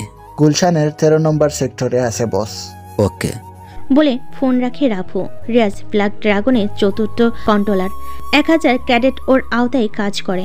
আব্দুল্লাহ আর রাফু ব্ল্যাক ড্রাগনের চিফ কন্ট্রোলার। রিয়াজের মতো 7 জন কন্ট্রোলার আছে ব্ল্যাক ড্রাগনের। মোট 7000 ক্যাডেট। যে কোনো দুর্গ মুহূর্তে গুড়িয়ে দিতে পারে ড্রাগন। কিন্তু যখন পিছন থেকে হামলা হয় তখন এর 7 যেন অসহায় হয়ে পড়ে 700 জনের কাছে। রাফু একাই 20 জন ক্যাডারের সমান। তবু 3 জন তাকে ঘায়ল করে পিছন থেকে পিঁপড়াও বাঘের সমান গর্জন করে, আঘাত হানে। আশিক গুলশানের 13 নম্বর সেক্টরের থেকে বের হয়। কাঁধে ব্যাগ হাতে পাসপোর্ট আর ভিসা, সামনে দাঁড় করানো গাড়ি। দরজা টেনে ভিতরে ঢুকে আশিক বলল, এয়ারপোর্ট চল। ক্লোরোফিল্ম চেপে ধরতে জ্ঞান হারায় আশিক। ড্যাবের সিটে বসে আছে রাফু। যখন জ্ঞান ফিরে আশিকের তখন নিজেকে একটি কাঠের চেয়ারে বাঁধা অবস্থায় পায়। তার হাত পা বাঁধা। সামনেই বসে আছে রাফু। রিফাত কোথায়? গম্ভীর সুরে জিজ্ঞেস করলো রাফু। ঠোঁট কেটে রক্ত মুখের ভিতরে প্রবেশ করছে আশিকের। থু, মুখের ময়লা ফেলে আশিক বলল, মেরে দিয়েছি। বলতে রাফু আশিকের মুখে এক আঘাত করে। আশিক আবারও থুতু ফেলে বলল, আমরা জানতাম রিফাত বেঁচে থাকলে সমস্যা হতে পারে, তাই রিফাতকে মেরে দিয়েছি। কিন্তু তুই যে বেঁচে যাবি সেটা কল্পনাও করিনি। তোর কলিজা কি দিয়ে তৈরি রে? আশিকের মুখে তুই তুকারি শুনে রাফুর মস্তিষ্কে জ্বালাতন শুরু করেছে। আশিকের সামনে ছোট ছোট টেবিলে তার উপর প্লাস ছুরি, হাতুড়ি আর পিস্তল রাখে। তারপর রাফু বলল, কিভাবে তোর মৃত্যু চাস বল। আশিক হাসে, অট্ট হাসি হাসে, চিৎকার করে বলে, আমি জানি রাফু, তুই আমাকে এমনি এমনি মৃত্যু দিবি না। তাই তোর কাছে সহজভাবে মরতে চাওয়ার ভিক্ষা করার মতো ছেলে আমি নই। বাহ বাহ বলে হাতে তালি বাজায় রাফু। ছেলেটার সাহসের প্রশংসা না করে পারছে না রাফু। প্লাসটা হাতে নিয়ে আশিকের আঙ্গুলের নখগুলো টেনে তুলে ফেলে। আশিকের চিৎকারে মাথা ঘুরে যায় রাফুর। বদ্ধ রুমের দেওয়ালে ওর চিৎকার ধাক্কা খায়, বারবার এসে কানে লাগে। কাঁচা নখগুলো টেবিলের উপর তুলে রাখে। আশিকের চোখে রক্ত জমেছে। রাফু বলল, রিফাত কোথায়? মেরে দিয়েছি, পেট কেটে ওর লাশ সমুদ্রের গভীরে ফেলে দিয়েছি। বলেই থুতু ফেলে আশিক। দ্বিতীয় জন তো তুই, বাকি তৃতীয় ব্যক্তি কে? বলল রাফু। আশিক কথা বলে না, অট্ট হাসি হাসে। রাফুর কানে হাসির শব্দ বিষাদের মতো বাজে। হাতুড়ি দিয়ে পিটিয়ে ওর আঙ্গুলগুলো থেতলিয়ে দিচ্ছে। আশিকের চিৎকার সাথে সাথে মুখ থেকে রক্ত ঝরছে। তবু বলছে না তৃতীয় ব্যক্তির নাম, শুধু বলছে, কাপুরুষের মতো কষ্ট দিচ্ছিস কেন? মারতে হলে একেবারে মেরে ফেল। রাফু শুনছে না ওর কথা। ছুরি দিয়ে আশিকের হাতের চামড়া খুলে ফেলেছে। ফিনকিতে রক্ত ঝরছে সমস্ত শরীর বেয়ে। ব্যথায় আশিক জ্ঞান হারিয়েছে। তবু তৃতীয় ব্যক্তির নাম বলল না আশিক। জ্ঞান ফিরতেই আশিকের সামনে বসে থাকা রাফুকে দেখে। মৃত্যুভয়ে আটকে ওঠে ওর দুহাত। এতটাই যন্ত্রণা করছে যে এখন ওর হাতে আছে কিনা সে অনুভূতি নেই। টেবিলের উপর বিরিয়ানি রাখা। রাফু বলল, নে এগুলো খেয়ে নে। আশিকের পেটে প্রচন্ড খিদে। দুদিন কিছু খায়নি। হাত পা বাঁধা অবস্থায় ঝাঁপিয়ে পড়ে বিরিয়ানির ওপর। নাক মুখে বিরিয়ানির প্লেটের ওপর পিছে চেয়ারে বাঁধা। আশিক খাওয়ার জন্য উদ্ভিন্ন হয়নি। একমুখ বিরিয়ানি নিয়ে গলায় আটকেছে মৃত্যুর সহজ উপায়। রাফু কিছু বুঝে ওঠার আগে প্রায় মৃত্যুর মুখে আশিক। ও সিট বলে টেবিলের ওপর লাথি মেরে আশিকের মাথায় ধাই ধাই করে 1 রাউন্ড বুলেট চালিয়ে দেয়, থেতলিয়ে যায় ওর সমস্ত মুখ। বুকের ভিতর জ্বালাতন সৃষ্টি হয় রাফুর। এখন এই তৃতীয় ব্যক্তির খোঁজ মিলবে কিভাবে?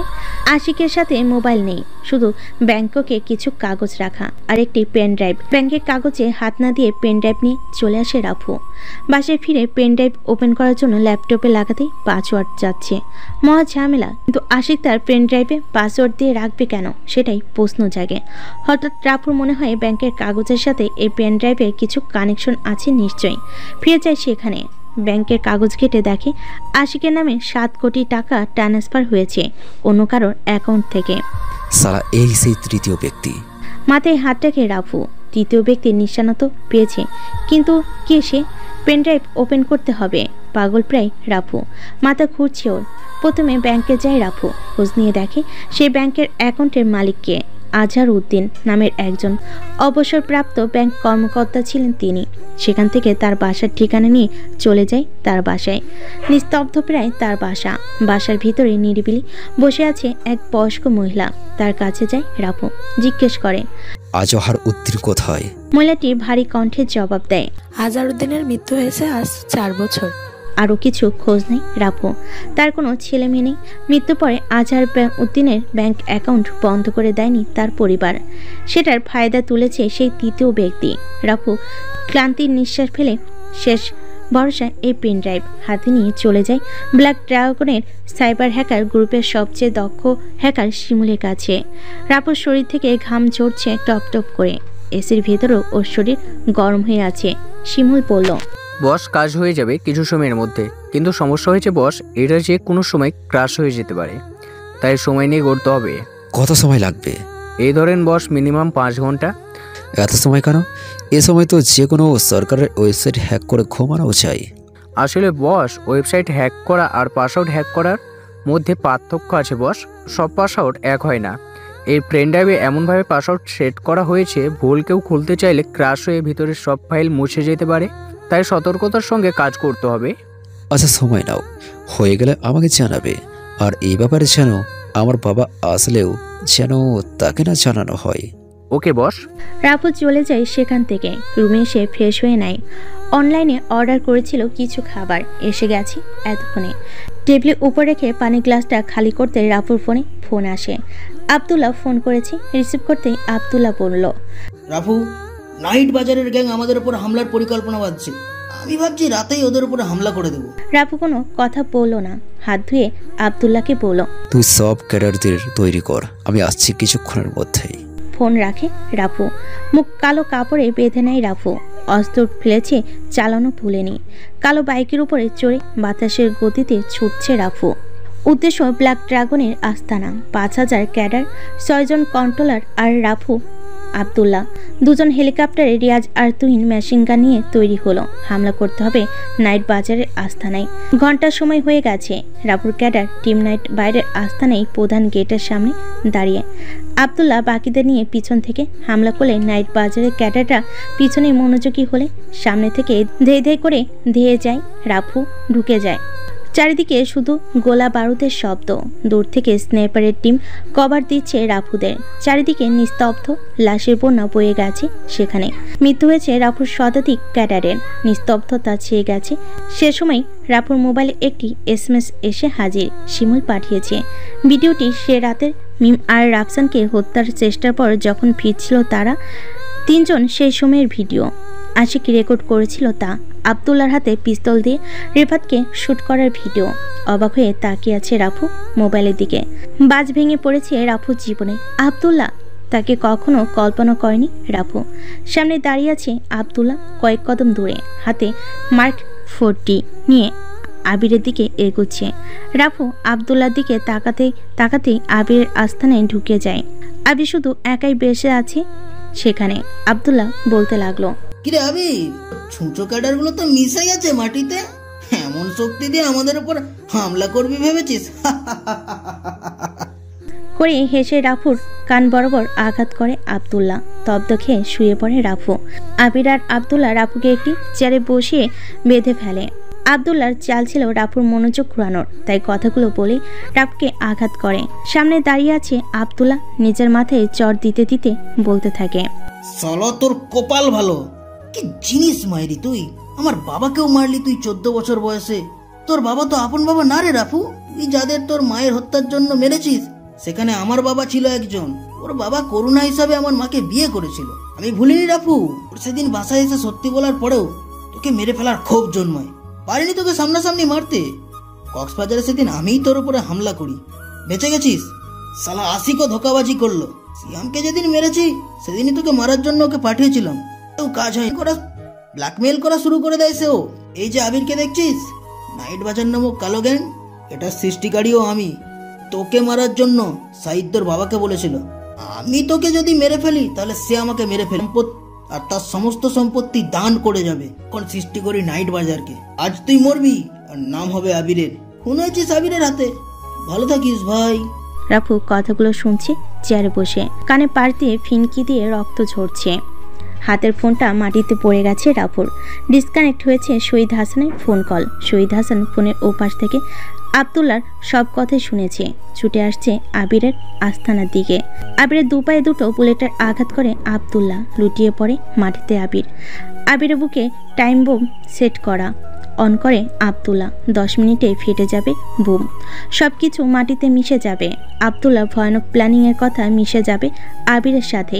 আবির ছাড়া আব্দুল্লাহর কালো কাজের সাক্ষী নেই। ইট পাথরের ঘেরা রুম থেকে বের হয়ে ক্যাডারদের সামনে আসতেই বিকট এক শব্দ আসে। ধসে পড়ে আবিরের আস্তানা। ঠিক বোমা বিস্ফোরণের আগে আবির রাপুর হাত পায়ের বাঁধন খুলে দেয়। পিছন থেকে সরে যায় রাপু।